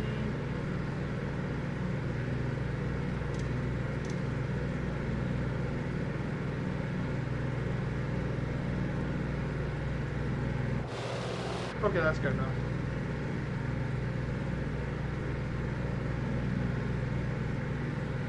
Let's see who's in the air with me. I see Martel is the Turbo Arrow. Blaster 6 is the younger J52, and there's Mongo. Good to see all the people here.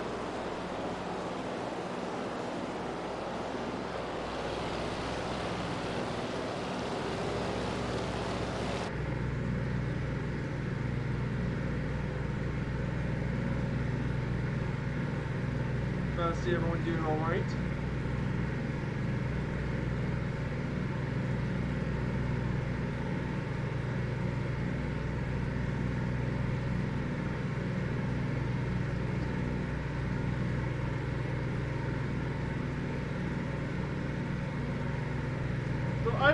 time flying yesterday with Allison Johnson, and by the way, she's an amazing content creator.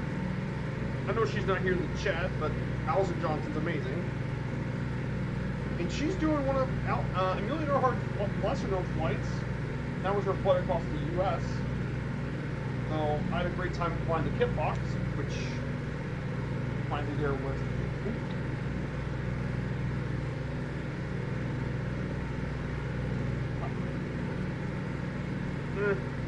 Let's look at my pilot handbook to see what it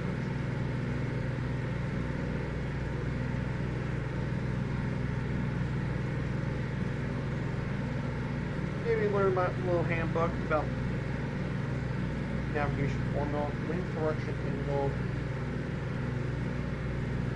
Flying behind you, slow to catch up. No worries, Watch 6.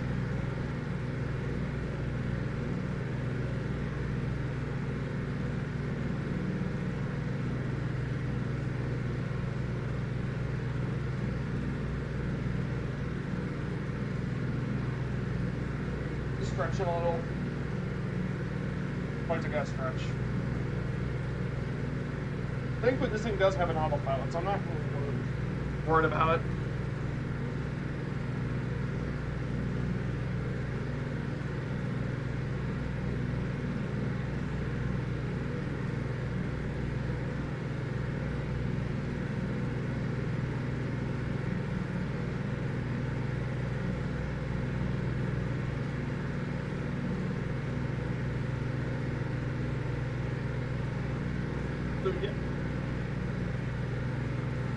Man, what a great day for streaming 16 viewers. I'm really happy with the turnout today.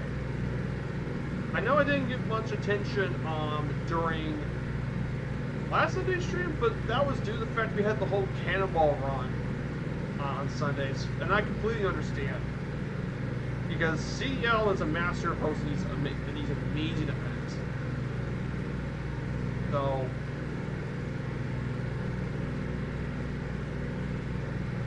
there's Martel. Let's see who else is with us. I see Alec D in the Kodiak, an amazing bird. Bongo is Watch 6 in the Kodiak, and Bongo joined is younger. Another younger James 2 has joined us today. So lots of really cool planes today. And yes, I took that vintage plane through Peru, by the way. Through the mountains of Peru as well. But yeah, this is a very capable plane.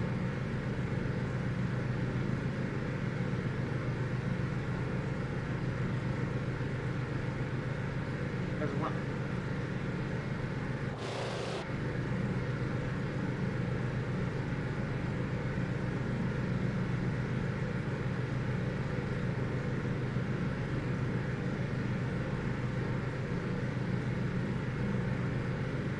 So after you get done with my stream, I want to ask you guys something in the chat, if you guys don't mind.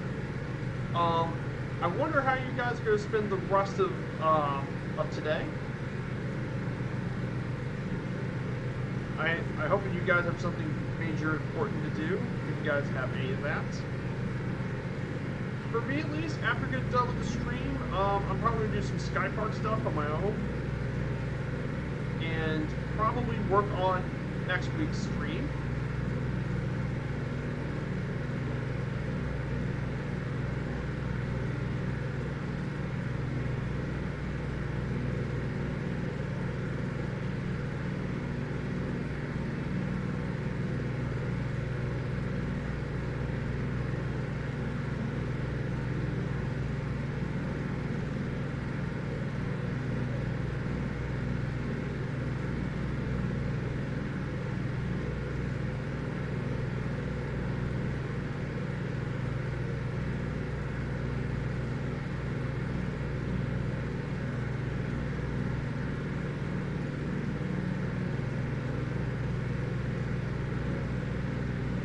So, by the way, guys, if you want to get caught up on the latest of my streams, I do have a Discord, and you'll get caught up to all my streams. So feel free to check out my Discord. You can catch up to whatever news alerts I come up with. It's also a place you guys can chat and give me ideas for future, like, safe flights. And if you guys want to catch up on the previous VODs for the channel, I do actually have a YouTube as well.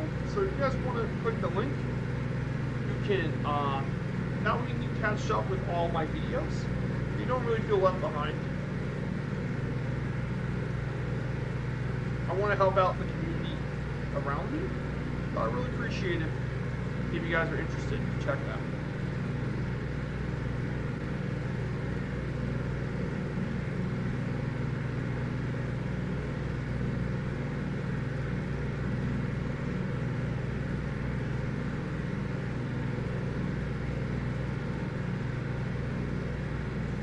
I should reorganize my room, but it being on the sim until bedtime.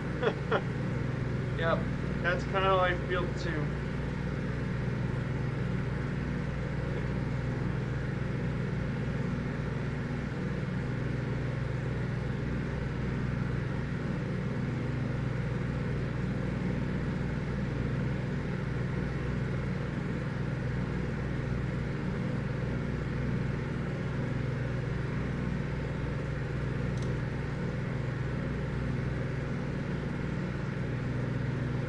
Yeah, I love just how smooth this JP2 is. So, because this is so easy to trim, it's almost like the plane actually has the traditional autopilot because of how easy it is to trim.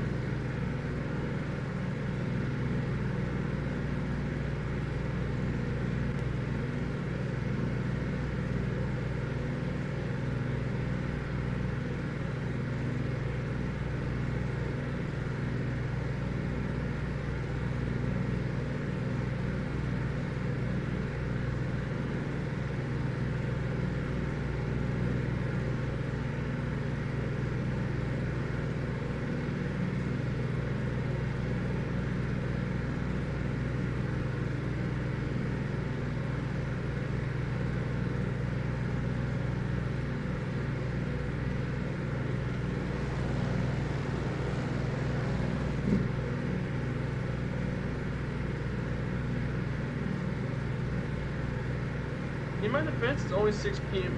Eastern. Yeah, the Berlin European time zones are a bit different than the Americas. In the Eastern U.S., the time zone would be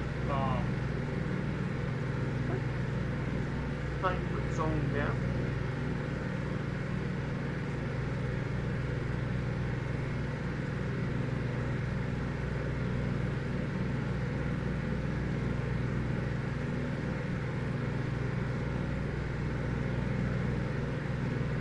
So for the world time zone, for me at least, it's 11:59 in New York, but in Paris, you're actually 6 hours ahead of me, Martel.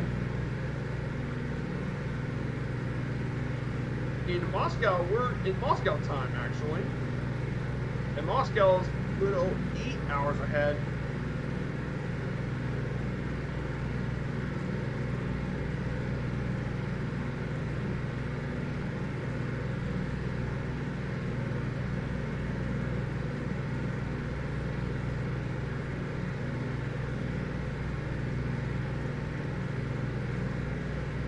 And one more thing about Russia's time zones.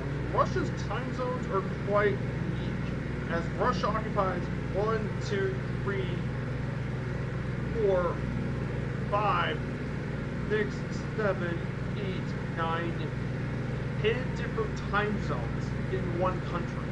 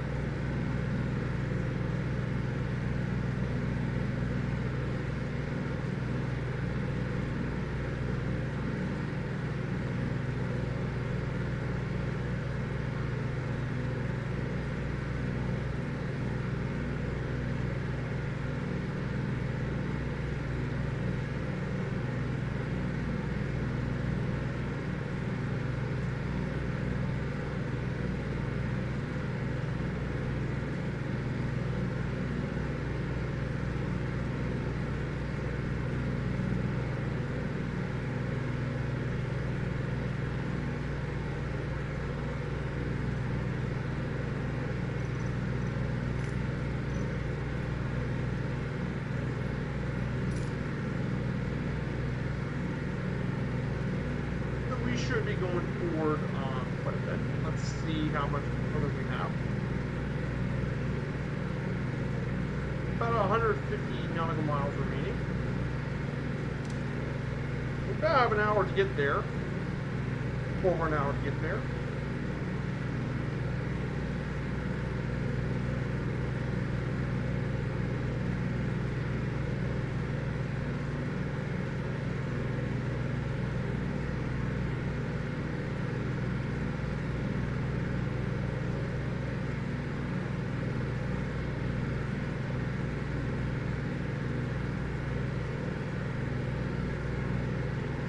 Yeah, it is very nice here. I know Russia's flat, but the clouds and the sunrise, yeah, that kind of makes up for it easily. That's for sure.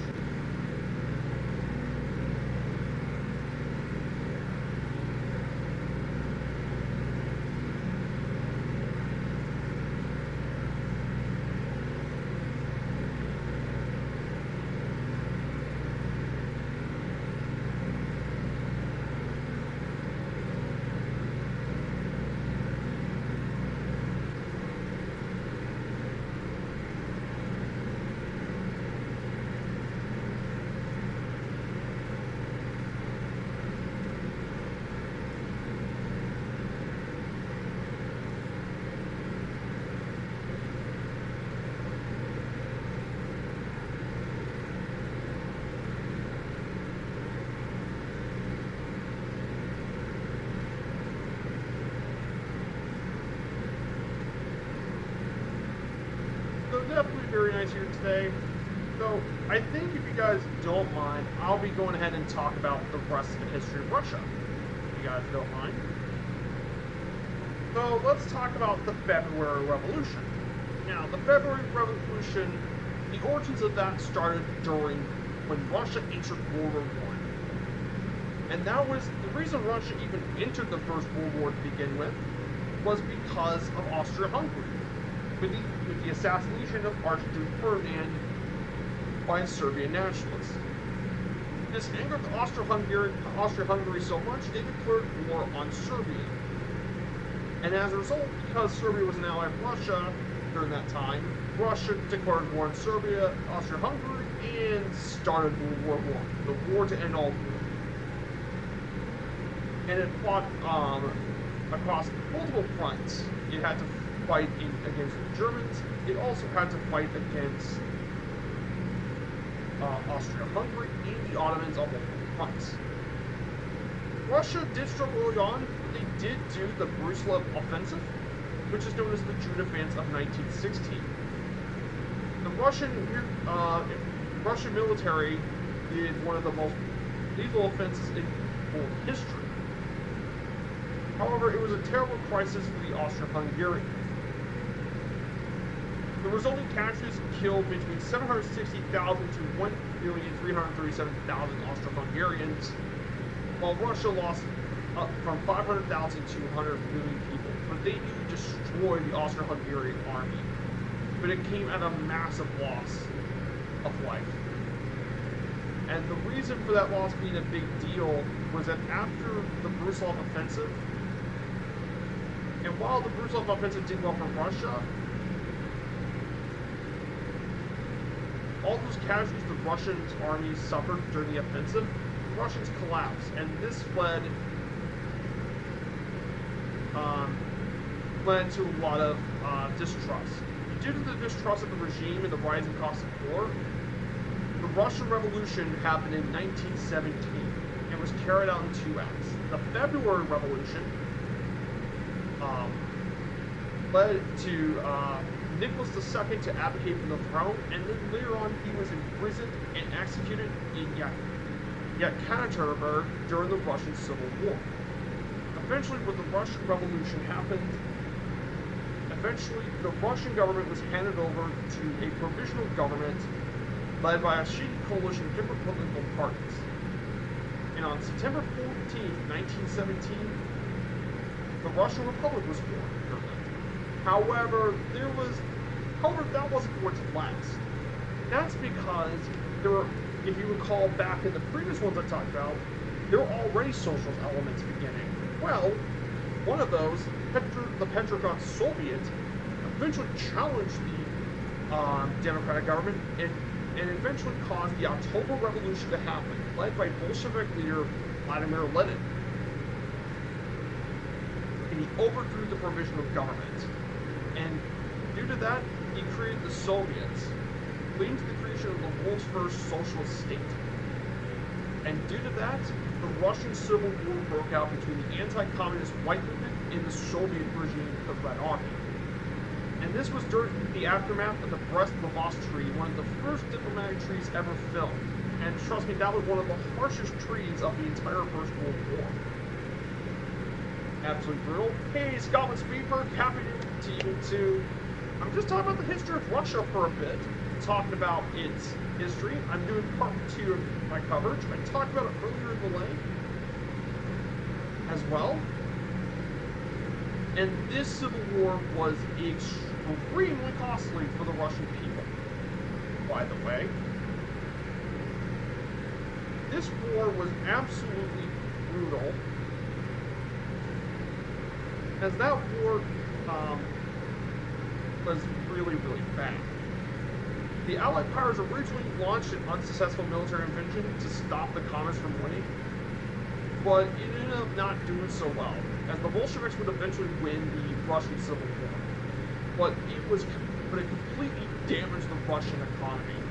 And there was an estimated 7 to 12 million casualties during the war, mostly citizens.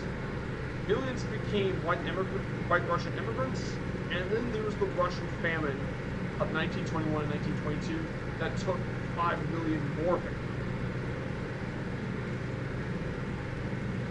Now, the lead to that thing came from the Brest-Litovsk Treaty. Now, beforehand, this treaty was one of the harshest treaties lost for Russia.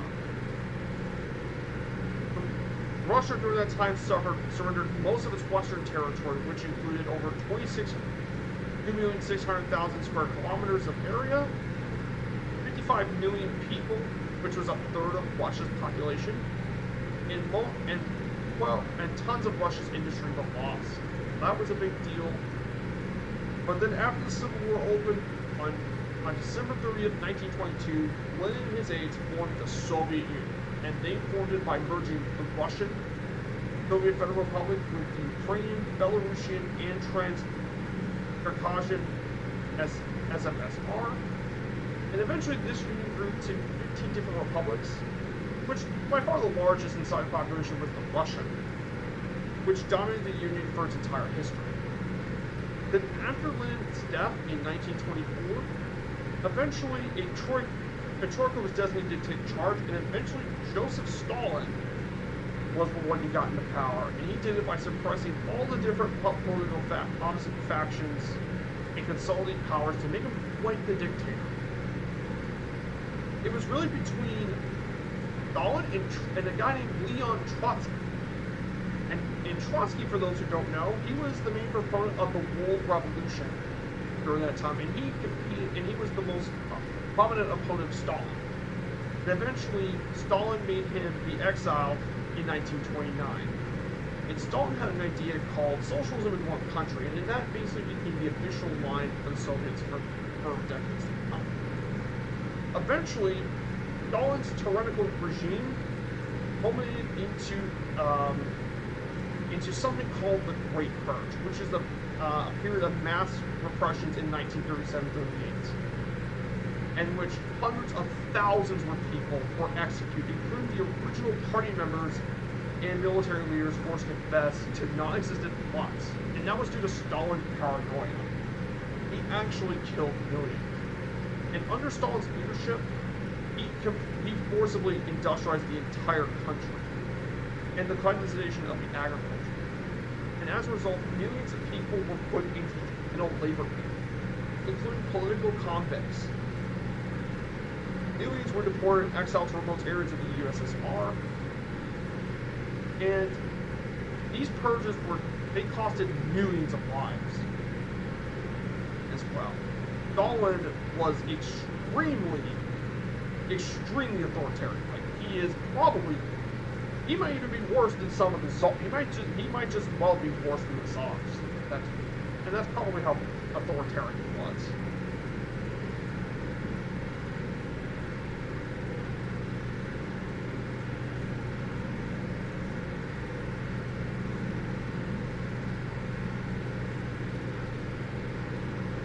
And due to his authoritarianism, like, he led Russia to a period of drought and famine, including the Soviet famine of 1932 and 1933. And that famine, like I said, like many of the other famines,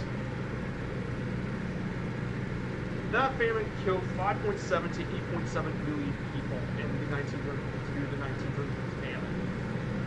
One of the worst famines in history.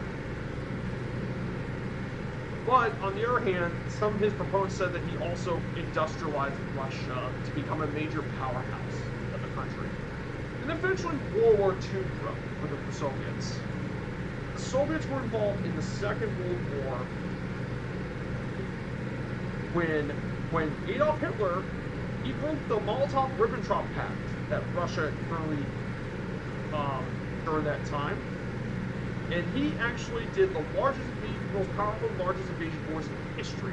Operation Barbarossa was what he called it. And it opened up the largest theater in World War II, the World War II Eastern Front. It might as well have been the bloodiest front in the history of World War II. The German Hunger Plan during that time happened, and they starved a great part of the Soviet population. In one of the Nazi plans was called for the extermination of 70 million Russians. And that was because the Nazis were genocidal piece of crap. And while the Wehrmacht had early considerable success, their plans for domination of the Eastern Front was stopped by in the Battle of Moscow. And subsequently, the Germans were suffered more defeats, including the Battle of Stalingrad and the Battle of Kursk. Those two were major battles, and these were two of some of the bloodiest battles in the entire World War. If not some of the biggest battles in military history, particularly in Stalingrad, where it might just be living at peace. Eventually, after those losses, the Soviet commanders like Georgy Zhukov and Konstantin Rozhkovsky took advantage of the German weakness and eventually steamrolled through the rest of Eastern Central Europe in 1944 and 45. Eventually captured the city of Berlin in 1945 and forced Germany to surrender from the war. The Soviets were then involved now in the Pacific Front, taking Manchuria and North Korea, contributing to the Allied victory over Japan. World War II was extremely bloody for the Soviets. World War II was extremely bloody for the Soviets. If you want to know how many Soviets were actually killed during World War II,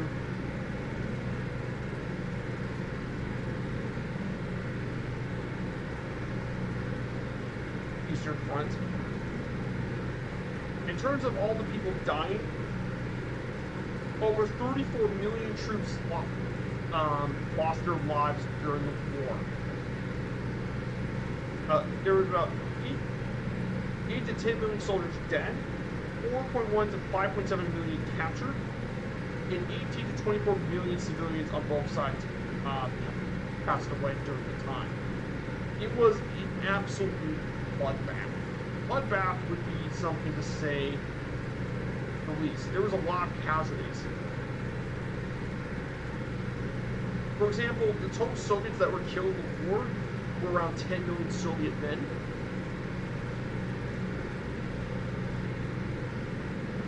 And it also included up to 5.7 million prisoners were taken by the Axis. So it was absolutely brutal to think. But after the war, the Soviets now became a global superpower.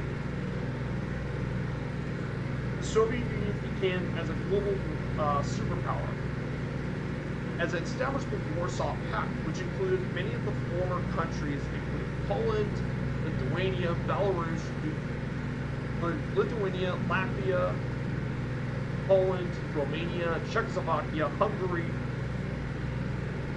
Romania, and Bulgaria.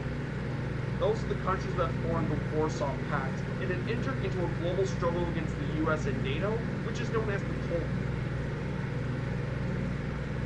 After Stalin passed away in 1953, Nikita Khrushchev, he began the policy of de-Stalinization by releasing many of the prisoners from the labor camps, and they eased a lot of the brutal policies, which has happened during that time. In 1957, the Soviet Union completely changed the game when they launched the world's first artificial satellite into space, Sputnik 1. It started the space age race between the US and the Soviet Union. And during that space race, Russian cosmonaut Yuri Gagarin became the first human to orbit the planet on the Vostok. Eventually, though, the space race ended with the US landing on the moon by Neil Armstrong and Buzz Aldrin. However, during the 1960s, in the 1970s and early 80s, the Soviet Union kind of stagnated, as the economic growth was slow and the social policies became static. And eventually, in order to distract it, the USSR invaded Afghanistan in 1979, and the war did not go so well for the Soviets, as it drained economic resources and had no meaningful result. And eventually, the Soviets pulled out in 1989. However, the fall of the Soviets eventually happened under Mikhail Gorbachev. He was the last Soviet premier, and he enacted policies of reform, including Glasnost and Perestroika, which is to end the period of economic stagnation and to democratize the government. However, that led to strong nationalist separatism across the country. And eventually, by 1991, the Soviet Union was now beginning the stages of collapse. First, the Baltic states had chosen to secede from the Soviets. Then Boris Yeltsin was elected president in Russian history, and there was a coup d'etat attempt on August 1991 by members of Gorbachev's government, but instead led to the end of the USSR, and then on December 25th, the USSR was dissolved, along with contemporary Russia and 14 other post-Soviet states emerged. And that would end the USSR. And finally, we have one final thing about Russian history we got to talk about. The Russian Federation for a little bit. So after the USSR fell, Russia had a deep and prolonged depression that lasted for almost a decade. Though there was some wide-ranging reforms like privatization and market trade liberalization. However, it didn't really do much for the Russian people, because it led to the Russian oligarchs. Eventually, though, there were some issues with a constitutional crisis as well, in armed conflicts in the 90s in the Caucasus.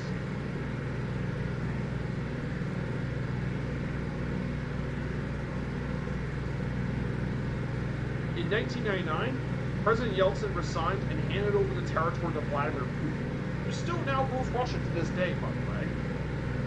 Now, Putin ended up being popular early on due to suppressing the insurgency, having strong oil prices, and large amount of Russian foreign investment to Russia. Putin became really popular as it increased Russia's standard of living and influencing global politics. And eventually,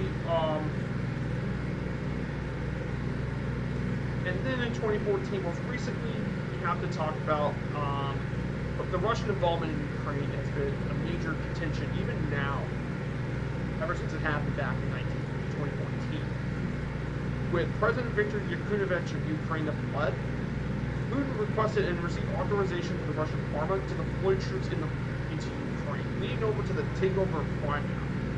And that has still been a major push-button issue, even still to this day. I'm not talking about politics, but that is still a major issue. And that led to the sanctions, Russian sanctions by Western countries because of Crimea. And then Russia got involved in the Syrian civil war back in September 2015 in support of the Syrian government. And currently now, Putin's now on his fourth presidential term. as well. So Putin is still the major person running the country. So that will complete the history of Russia as of now.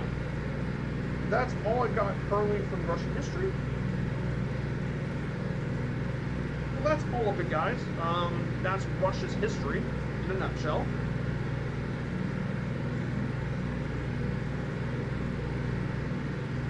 So, kind of nice and interesting that we got to split Russia's history into two.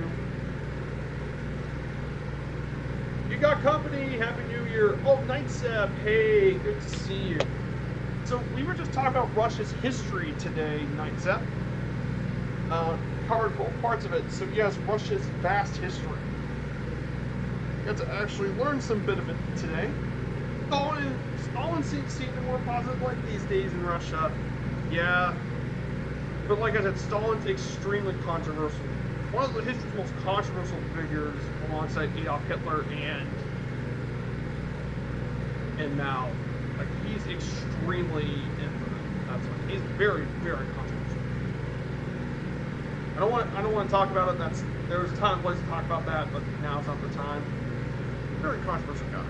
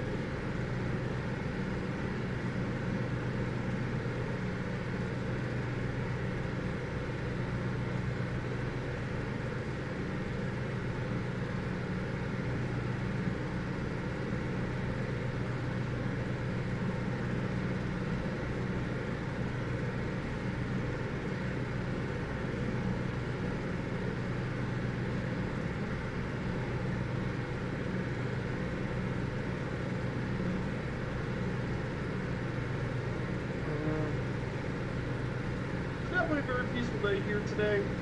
Just flying through more of the Russian towns.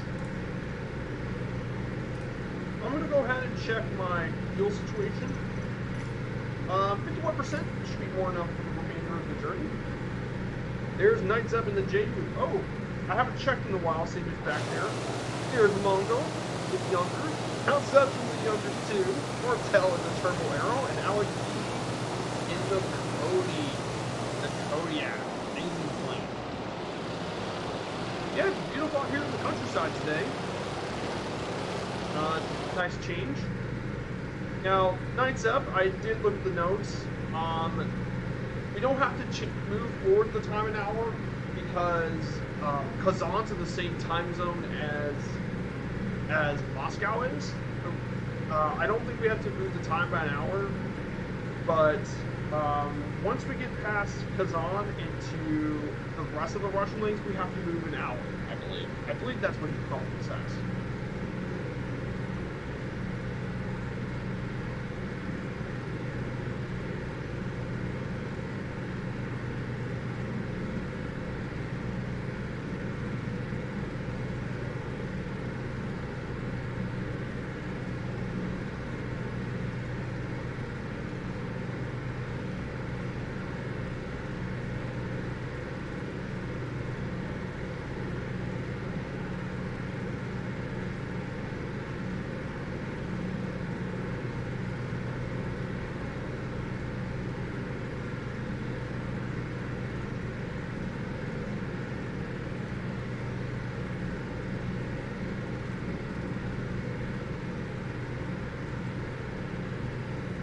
Yeah, it's beautiful out here today.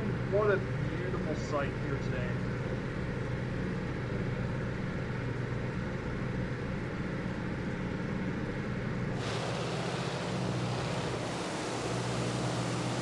of sight here today. Very, very peaceful. Well, according to that map, we still have about 100 nautical miles still remaining of our today's flight. Yeah, I'm very, very excited to see what's coming up. Yeah, look at that. We're making it into the interior of Russia. There'll be some really cool more sites to go to. I'm very excited to visit Lake Bikia. That's going to be later in the trip. Because, like I said, there's so much about Russia I do want to see.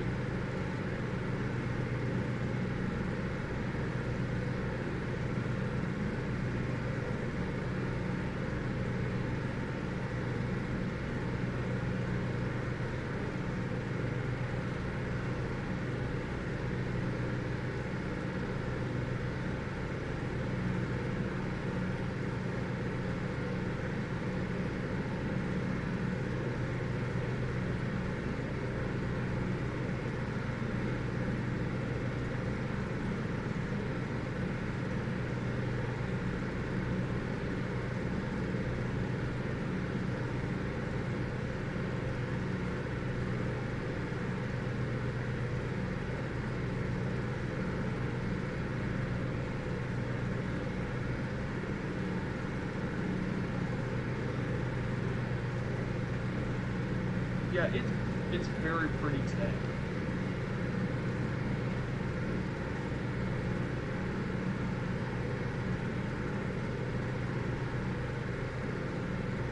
And by the way, Nights Up, I've been liking these new weather presets. These weather presets are really, really nice. Especially the fact that you can change the weather, make it look really, really cool.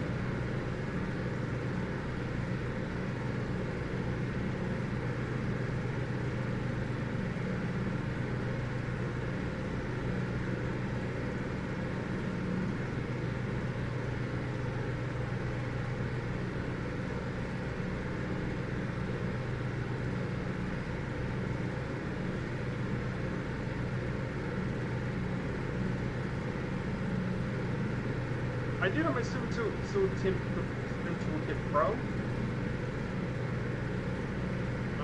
me see.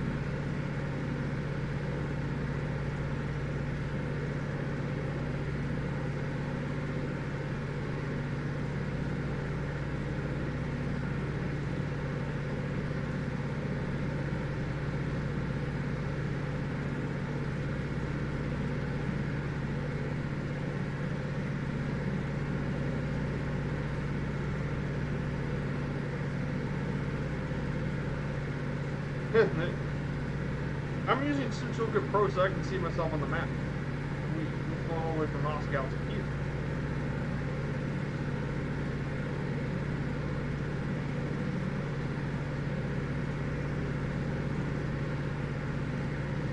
I had them for a while. They are great. Nice.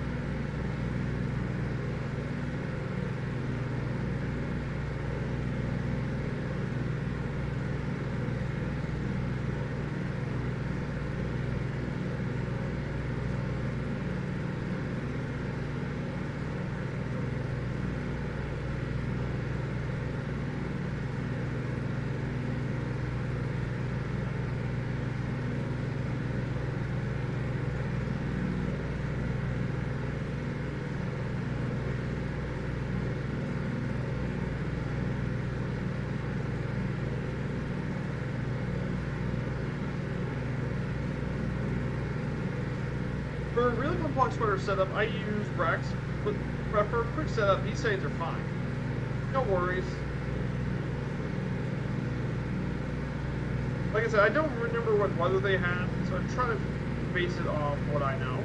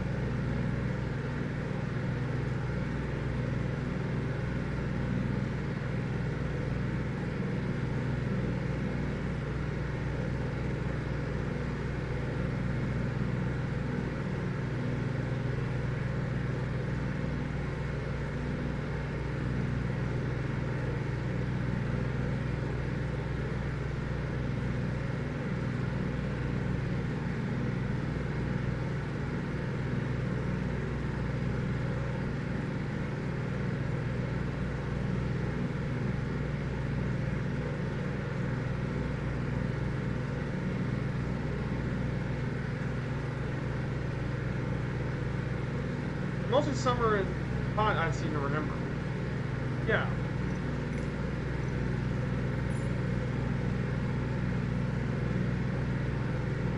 I don't remember blazing. I guess blazing sun could be what I use. I don't think that's. I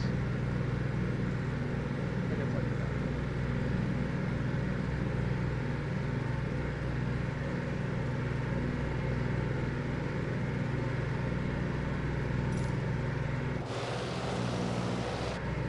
No, I don't think that's right. I guess I keep it on, but I have to sleep. I think calm would be better.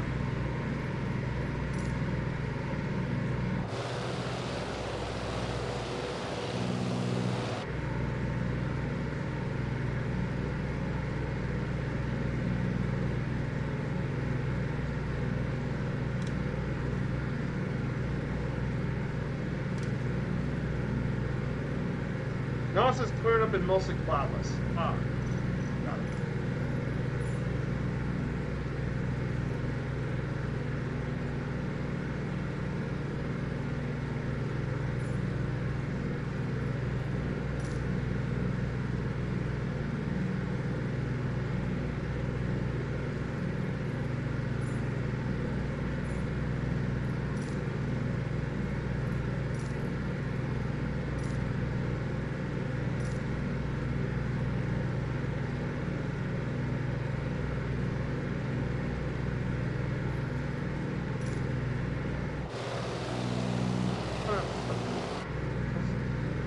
There we go. Thanks, Nights Up. I really appreciate it. It never said the official weather. I didn't know it was clearing up because of clouds or like completely cloudless. I still want to make sure I do this properly.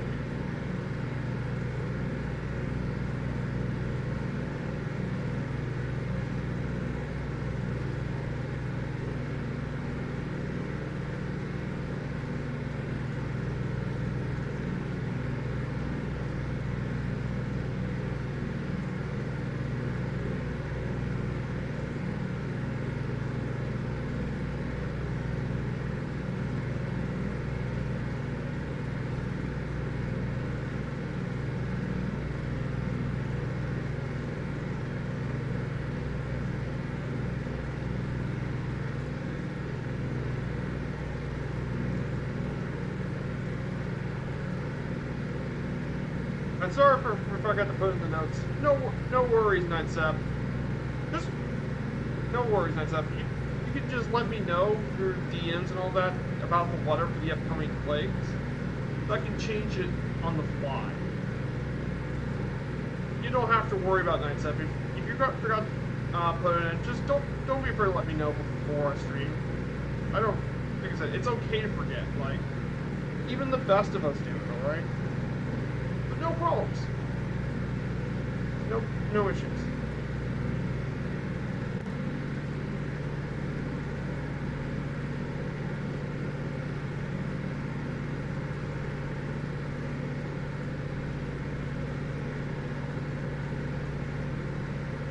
I would check and tell you for the next stages. I appreciate it, Night Zap.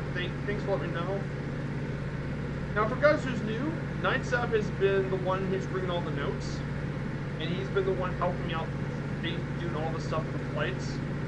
So I really appreciate his help, and I think it's been very, very helpful to help me out. Yeah, what a beautiful day out here in Russia.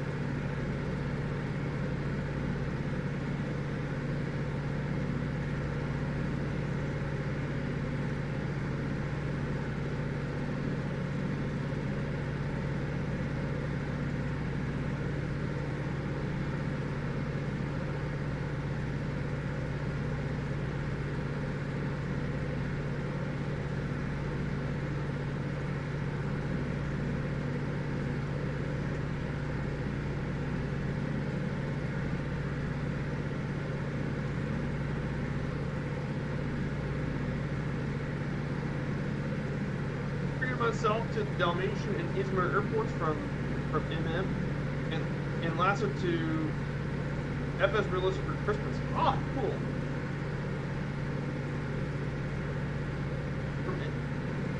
The Dalmatian Islands, those are very, very, very cool. Izmir as well. I think he flew over some of it during Mer's flight to Turkey on last Wednesday, I believe. In FS Realistic, I've never really gotten the FS Realistic before.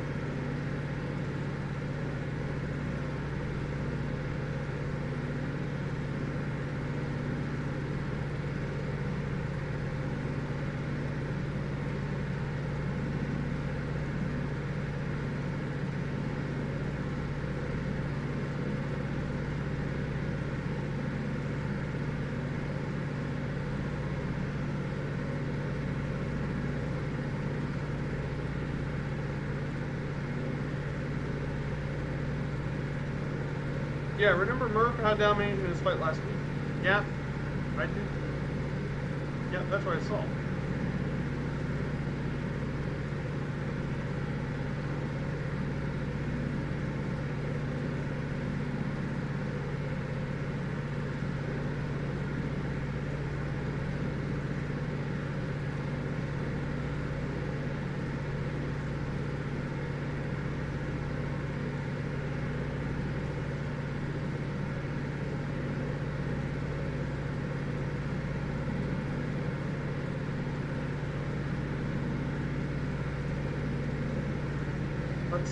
Let's see.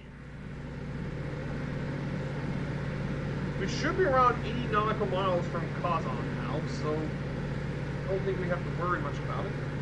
If you're not, smash that follow button. Now's the time. Viper has a goal to hit 200 followers and he's 5 away, so close. We can do this. Yeah, don't be afraid. Smash that follow button. Give me the 200. Give me the new century mark, baby.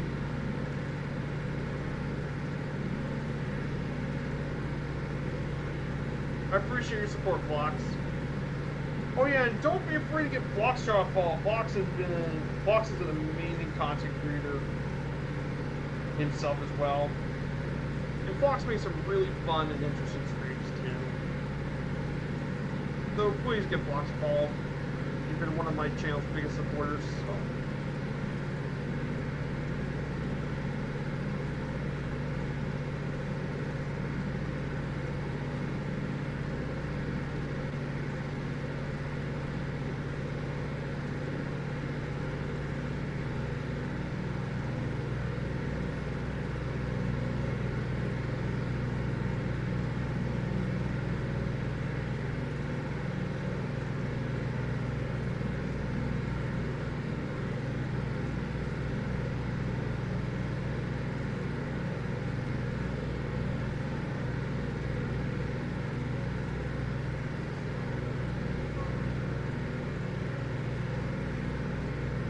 Let's see who's still in the air with us. Let me go ahead and check. We actually have Mungo in the Yonkers. Watch your 60 minutes. Go here. How's up in the Yonkers? Hard to see, but I believe Martel's quite a bit ahead of me. No, there's Martel. Martel in the Piper Arrow. I still haven't gotten the Piper Arrow yet. Like I said, I'm big at GA planes, though I may be more of a bush plane, but I'm definitely very interested and keen about the Piper Arrow.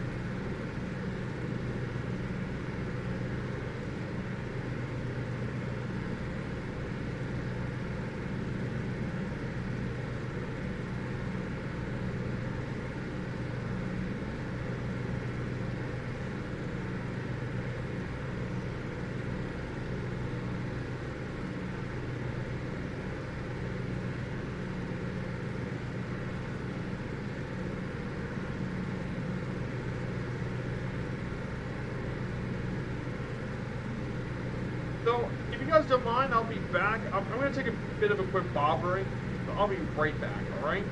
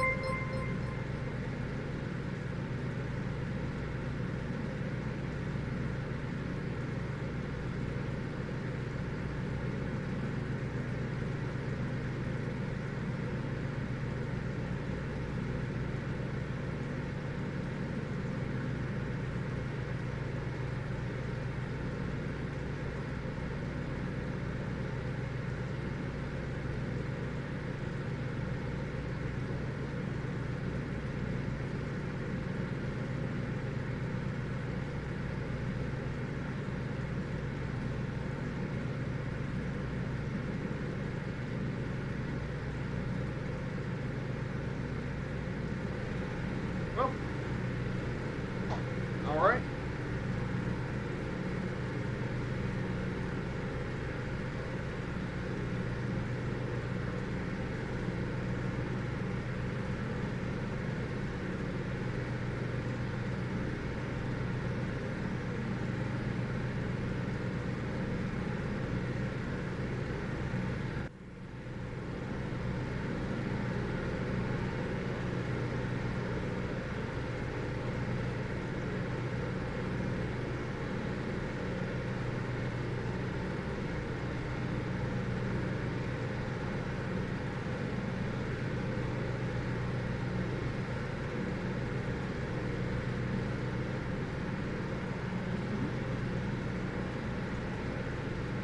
Hey, at least the good news about being in the Russian countryside is because it's all flat, I don't have to worry about hitting mountains or something accidentally. Have to be careful about terrain.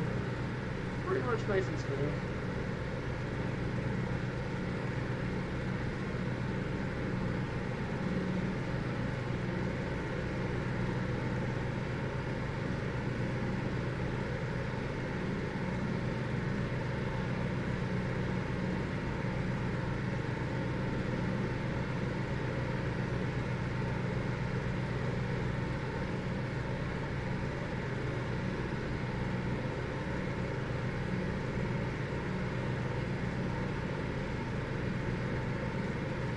Oh, I just saw in this someone's Discord. So apparently I was looking at it, and someone had the preview for the Aerosoft Winata. That's gonna be fun.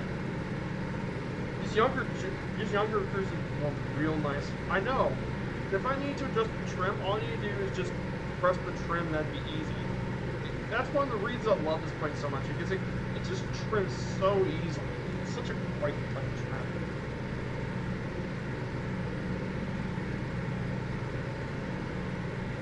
Just lowering the altitude slightly. I don't want to get above 2,000, 3,000 feet. Try to keep within between 2,000, 3,000 feet. Just try to keep adjusting the trim.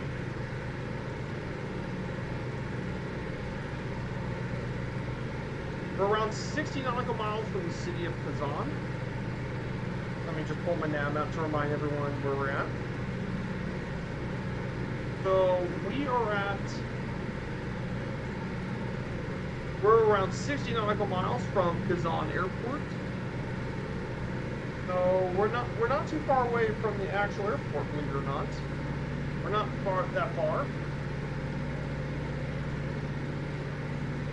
But I appreciate everyone who's stuck in with me. I really appreciate all of you guys being here. And oh, what's this? Andrew5664 just followed the channel. Andrew, thank you so much for following the channel.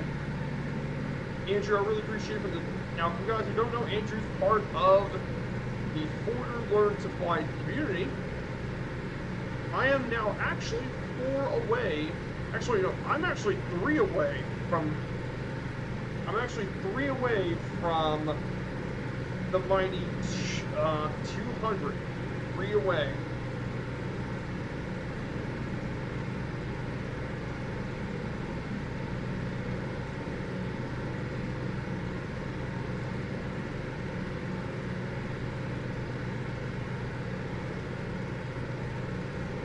I'm 3 away from the followers.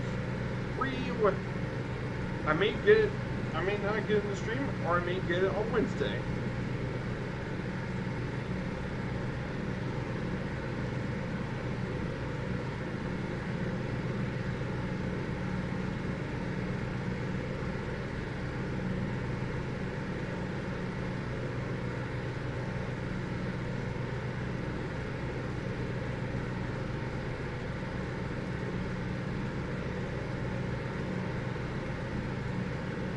Just deciding to play this really peaceful music.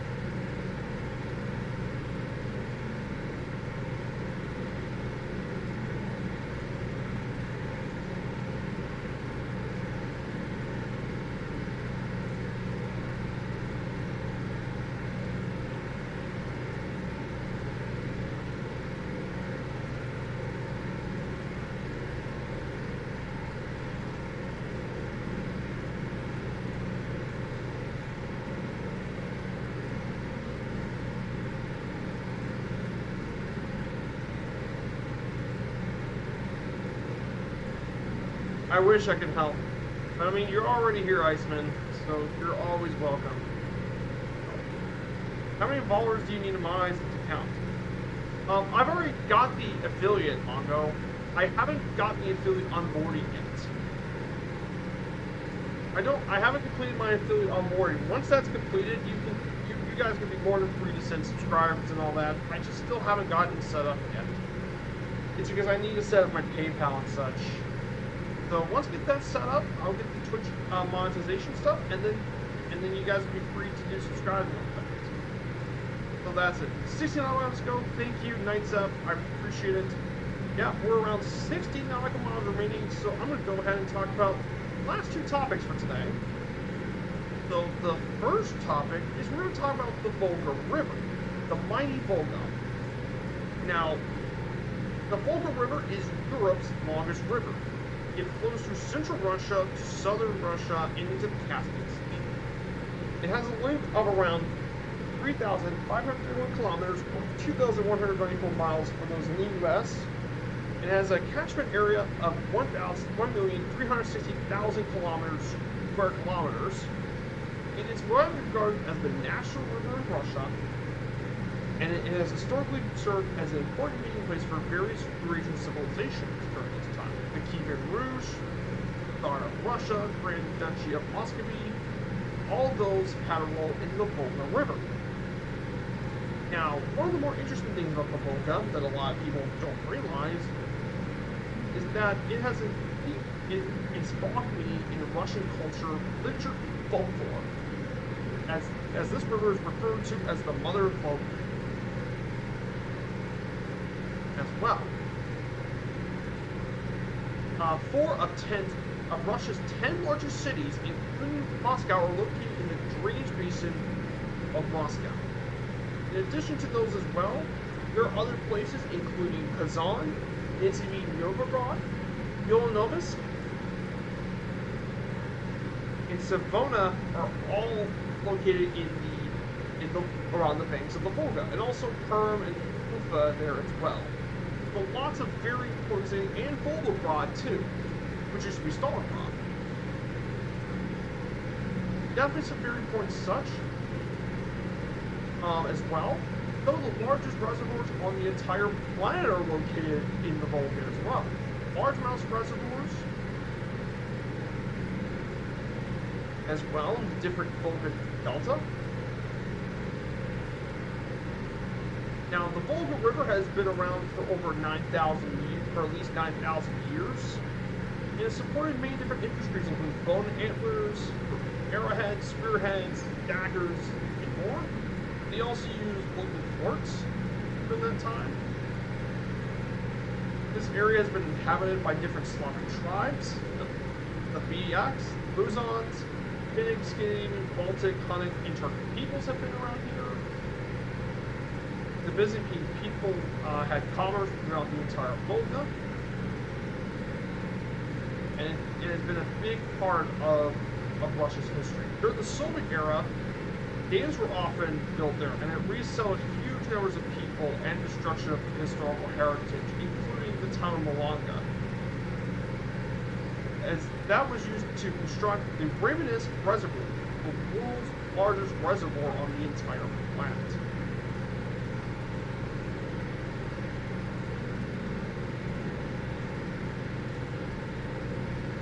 Now during the Volga is usually navigated by huge dams, and you can actually connect the Volga into the River Don and the Black Sea through the Volga-Don Canal. There's many different connections. So definitely some very interesting things about the Volga as well.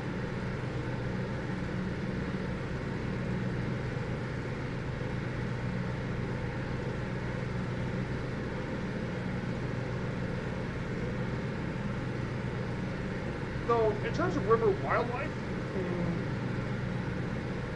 there are many different animals that live on the Volga River. In fact, there's a lot of animals that actually make their home in the Volga. There's over 400 different vertebrate species, including 127 fish species and 260 bird species. There's also 850 different aquatic invertebrates, 430 different plant species, and more than 1,000 species of insects found on the Volga. One of the most iconic animals on the Volga River is the sturgeon. Sturgeon is the classic fish that lives in the Volga River. And I'll talk more about the sturgeon and why that's so important later on. But not part of Russian cuisine. But the sturgeon plays a huge role in Russia. Iceman 33 says, He made affiliates. Yep, that's why I gave you the shout. He just made affiliates. That's awesome, Iceman. Congratulations. You're an amazing helicopter pilot. So congrats on making affiliate. I'm really very happy for you.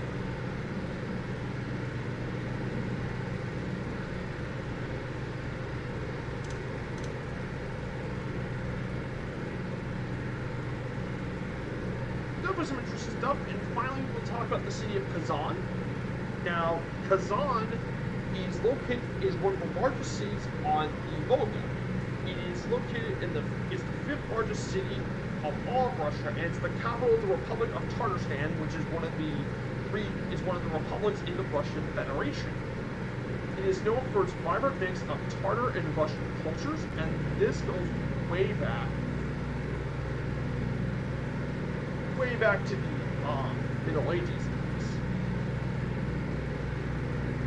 Now, Kazan was the capital of the Khan of Kazan in 1438, and it was captured by Ivan the Terrible in 1552, and became part of Russia ever since. The city was seized and destroyed during Pugachev's rebellion in 1773 to 1775, but it was rarely rebuilt by Catherine the Great. In the following centuries, Kazan became a major industrial, cultural, and religious center of all of Russia. In 1920, this became the capital of the Tatar Autonomous Social Soviet Republic. And after the dissolution of the USSR, Kazan stayed as the capital of the Republic of Tatarstan. In 2015, 2.1 million tourists have visited Kazan, and 1.5 million of those people also visited the Kazan Kremlin, a World Heritage Site during the time. In 2009, the Russian Patent Office granted Kazan right to brand itself as the third capital of Russia, behind Moscow and St. Petersburg.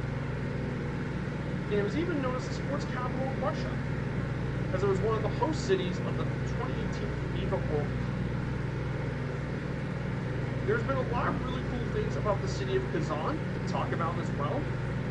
It's a very historic place.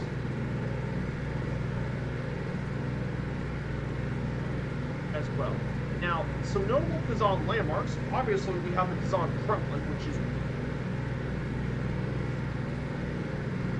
we also have the Kazan Kremlin, over 1.5 million people. And this is the picture we got here so far. You see the little picture. That's the Kazan Kremlin. Very, very beautiful structure. There's also Bogdan Street, one of the historic street centers in Kazan. And finally, the Kremlosovskaya in Beijing, which is a great place you can find food, and it's one of the beautiful banks of the Rhine. Now, some notable people from Kazan, and not all of them, but here's at least some of the iconic people. And there's been a lot of iconic people. One of those being Bikia Tower, who is one of the most esteemed Russian poets in history. And he was the most esteemed Russian poet before Alexander Pushkin. We also have we also have another one, and his name, and her name, Valery Gerasimov, is actually the current Russian Chief of Staff of the Russian Federation. And finally, Peter the Helptukin, he was a Russian noble, and he served as colonel at the Battle of Borodino during the Napoleonic Wars. And he was the military governor of Kiev as well. And that's it for all the topics today. So that completes everything. We should be reaching the Volga River pretty soon. Now, according to the notes that Nightset gave me, they said that Kazan is Lenin's birthplace, but I did some more research, and it turned out that actually Lenin was not born in Kazan. In fact, Vladimir Lenin was actually born in Ulanovsk, which is further down, which is actually further south. Let me put this up right now. I'm talking about. So the notes says he's born in Kazan. However, Lenin is born here. You'll know this. However, he did have history of Kazan, as he was a part of the University of Kazan Imperial University. And this is where he protested against the Russian Empire during that time.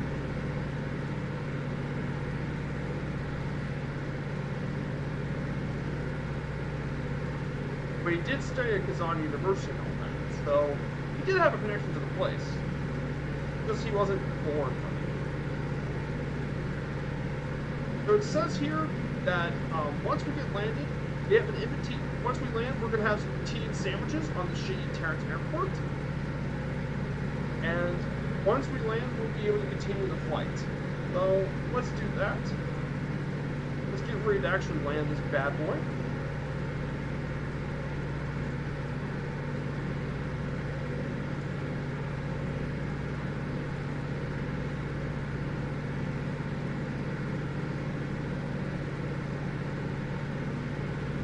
I was thinking if Seppi's still there, we might raid Seppi for today. Captain Seppi would be really good shape for you.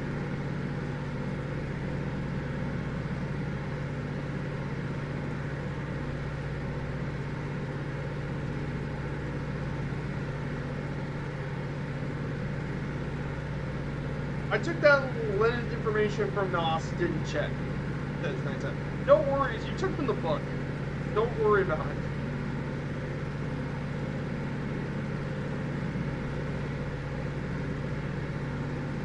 No, don't blame yourself, 97. Don't put yourself down. It was Nas's fault for doing Lenin's birthplace.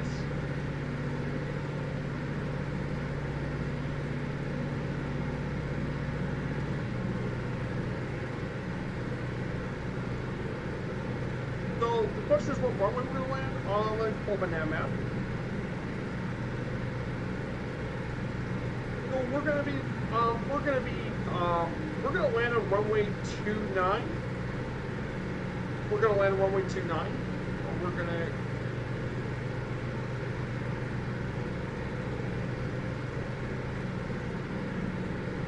Yeah, it's absolutely beautiful, but it's really nice here today. I know it's flat, like I said earlier. It's kind of flat, but but the rivers and stuff make it look really nice. And we've already seen some more rivers, and I think in front of us is the Volga. That's a beautiful river.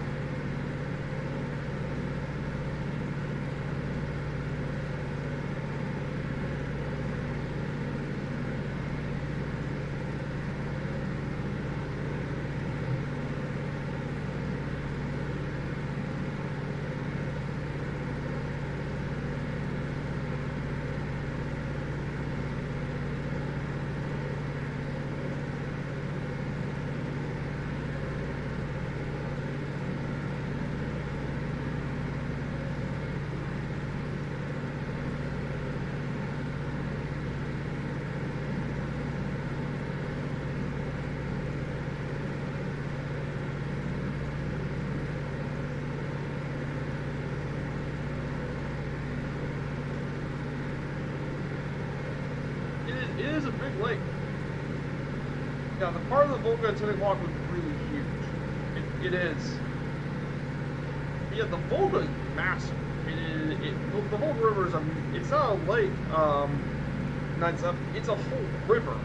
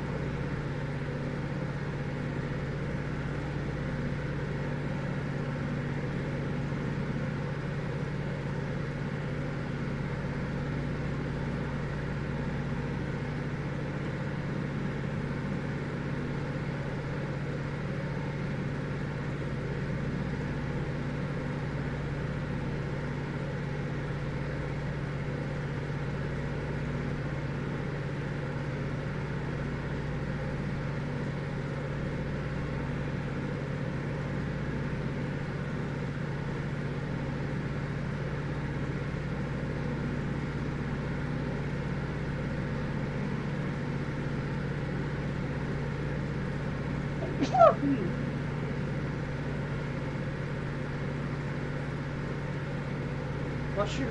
Oh, God. Yeah, south of Kazan is almost 10 nautical miles wide. Yeah, the river can get really wide. That's the thing, too.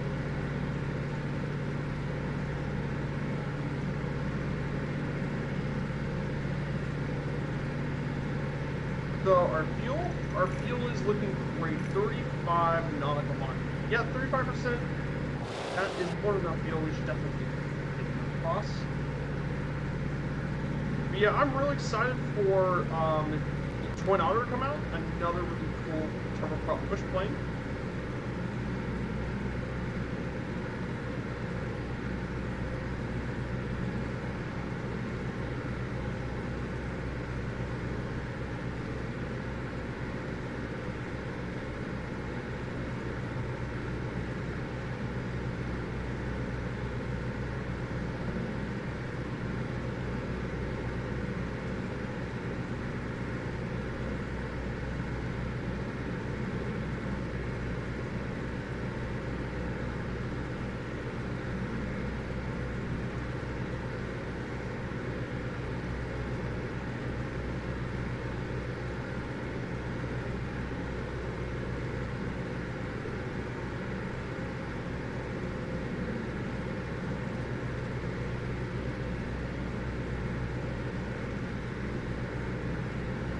What a great way to end the flight. I mean, get to see one of Russia's most iconic landmarks, the Volga.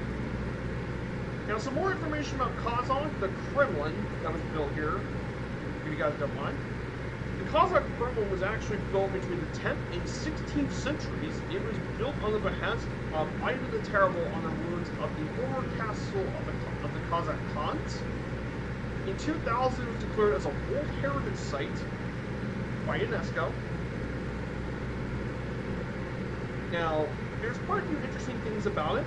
For one, it was actually made of pale sandstone rather than brick. There was also a cathedral bell tower that was built. It was torn down. It was pulled down by the Soviets. But one of the most conspicuous landmarks in there is actually the Katherine and Bikia Tower, and that goes all the way back to Katherine the Great. A well-known legend connects the tower to the last queen of the Khanate Kazan. And another recognizable feature is another tower called the Spasskaya Tower, which anchors the south end of the Kremlin and serves as the main entrance. There's also been the Snow White Towers of walls that were erected during the 16th and 17th century. And there's even been a recently new mosque built into it called the Holy Surrey Mosque was built into it. And that mosque itself was actually just built in 2005.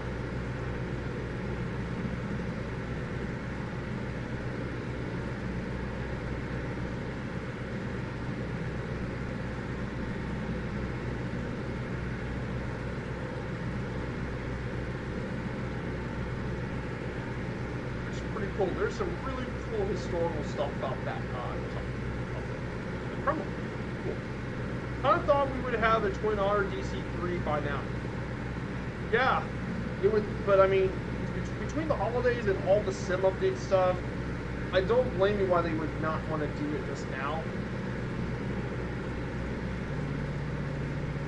Maybe that's just kind of how I feel.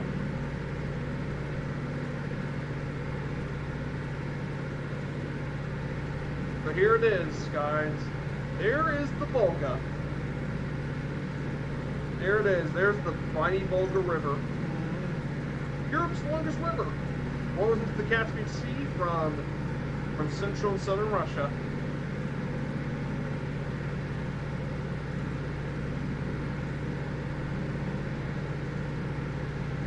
I think Sim Update 7 wrecked a lot. Yeah, Sim Update 7 wrecked a lot of their plans. That is absolutely correct, Slasher.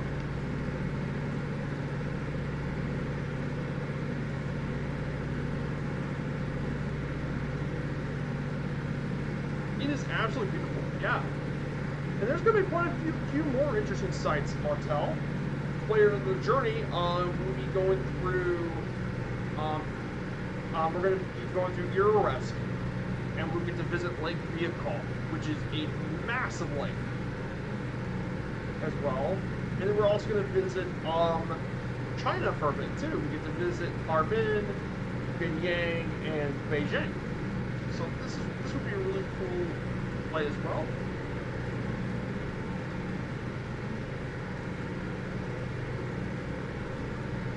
So I'm going to go ahead and get this autopilot turn off. Now, guys, if you want to go into the chat and want to predict my landing, let me give you a prediction. You can go into the options and predict my landing attempt.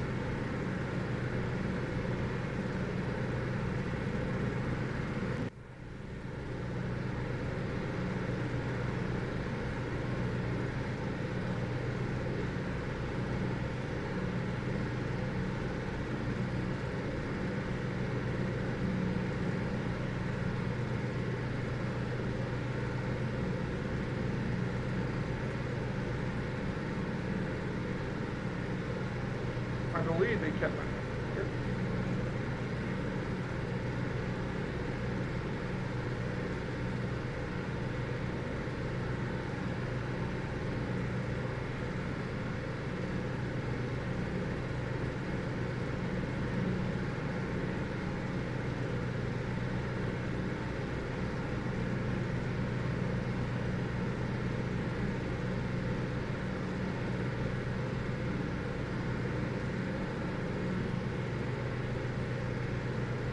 So I'm going to go ahead and turn off the autopilot. Let me go and stop the autopilot. There we go. Going to circle around. Now what's really cool is now that I got my new setup with the TC add-on, I can actually control the flaps independently now. Speed. One stage of flaps. We're going to get slow now a little bit. Keep an eye on the airport. The airport should be to our left.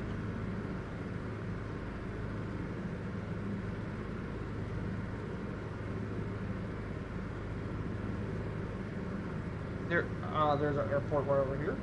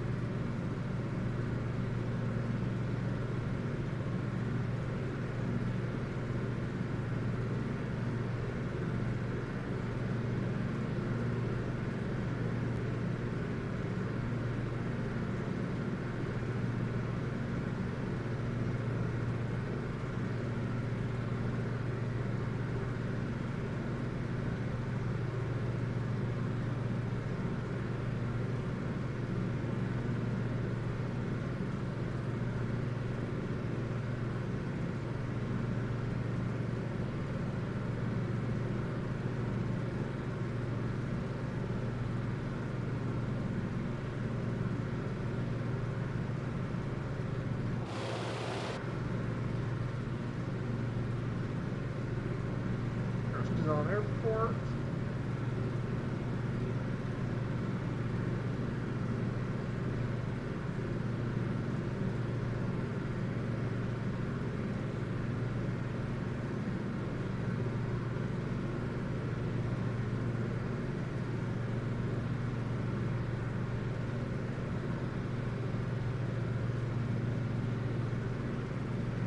So let's go ahead and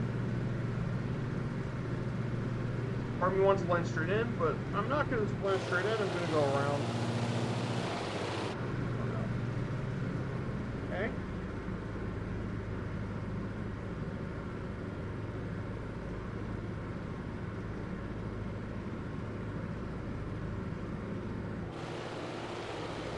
I'm going to go put the second stage of flaps.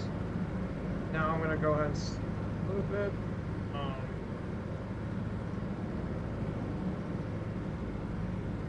Yeah, you could definitely see the Volga down over here. Especially if you look to the right, you can see form a part of the Karma and the Volga meet. Those are two, the river Kama and the Volga meet to the right side.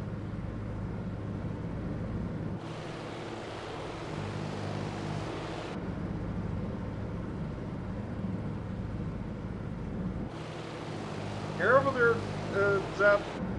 Careful of the landing.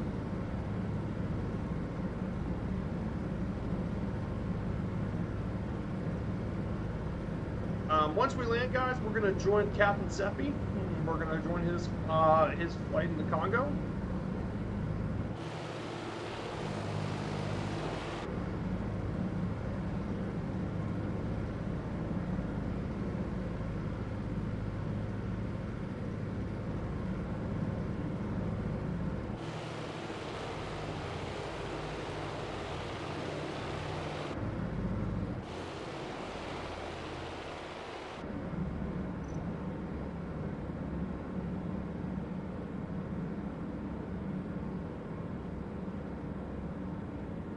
Just doing it to bleed off the speed.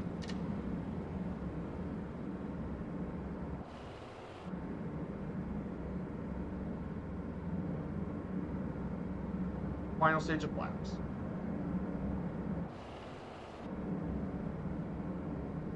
All right, let's see how this landing turns out.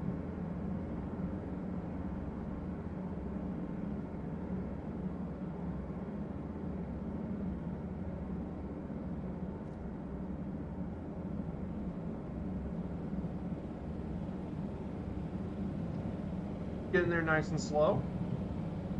Get her lined up.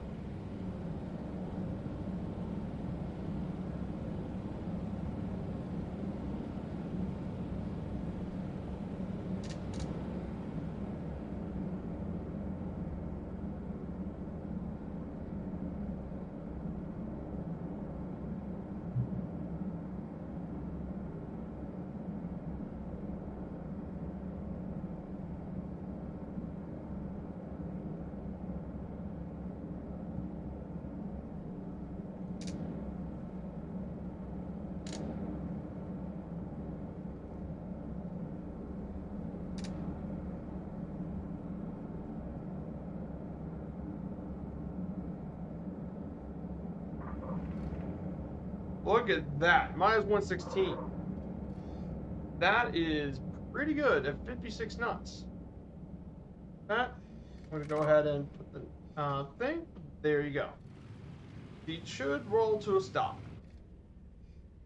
Look at that. That was a great landing. That was smooth. That was more than smooth. It's not butter, but it's smooth enough to land the thing safely without damaging the thing. But it's also still fast pretty much enough. And I'm going to go ahead and get this thing parked. That's put on my parking brake. And then we can get everyone else's landings. So Martel is down. Martel, you have made it. Nicely done. Nice up, butter landing. Thanks. Yeah. I've been getting very good with these Ju-52 landings.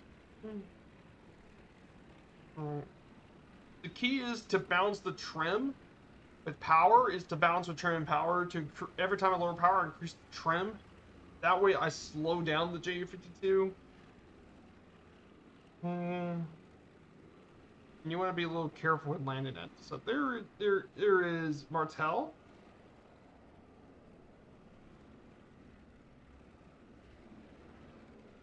There is Mongo. Mongo should make it down the Yunkers. Like, the Ju-52 is not that difficult to land. I mean, they're definitely way more trickier. You got this, Mongo? You got it? Look at that. That is pretty incredible.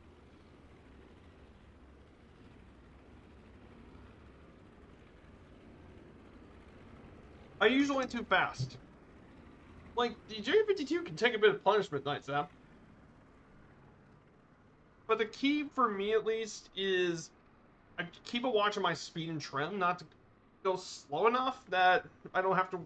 I don't want to stall, but I don't want to go too fast. The thing is, the flaps on the Ju-52, they don't slow you down as much as, let's say, other planes. So you have to be careful with throttle and trim. And then there is Flasher in the Kodiak. Then it bounces back up. Yep. That's the flight model is some of it's kind of a little wonky if you ask me. And there is the There's Splasher in the Kodiak, an amazing push plane. One of the best GA planes you can get in the sim. Yeah, Splasher should have no trouble landing this thing. And if he wants to stop short in this thing's got the reverse thrusters too. Looking good, Splasher. And that's it. Guys, we have made it safely. Let's go ahead and I'm gonna go ahead and get caught up for a photo here. For a photo op here in Kazan International Airport. I believe there's freeware scenery for it. But I mean, I don't usually fly a lot into Russia. I believe you can get these airport.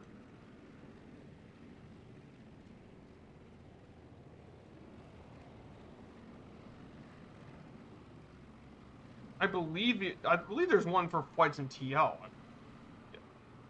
If not, there's also.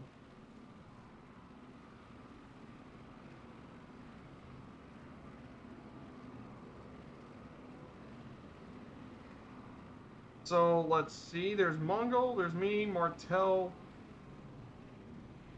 And guys, we made it safely into Kazan Airport today. Thanks for everyone for coming on today's flight. Let me go ahead and get a picture of everyone here.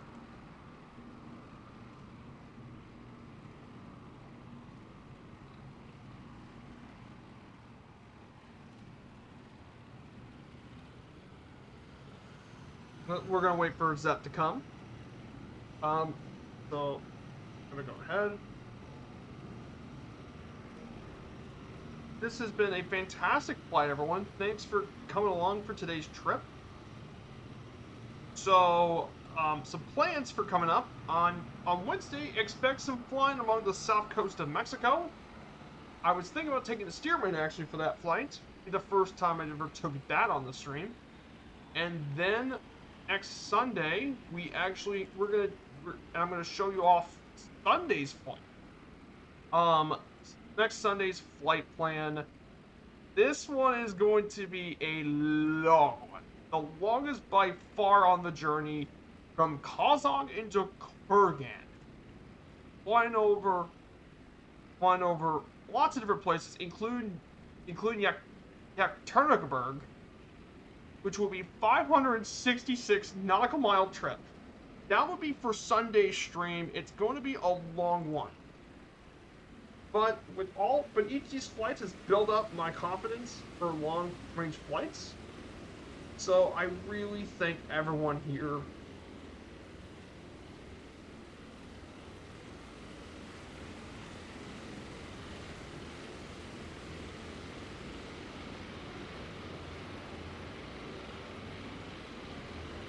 So I thank everyone for being here. I appreciate everyone here. So we're gonna go ahead and raid Captain Seppi. So sit tight while I get this set up. And once we do that, we're gonna go ahead and sign off for today. Thank you guys so much for all the new follows, all the raids from Dinky Decimus, 2 new follows being Richard Richie Rich 101 and Andrew 5664. Thank you guys so much for all the people coming here. Take care, everyone, and Viperstrike 95 out.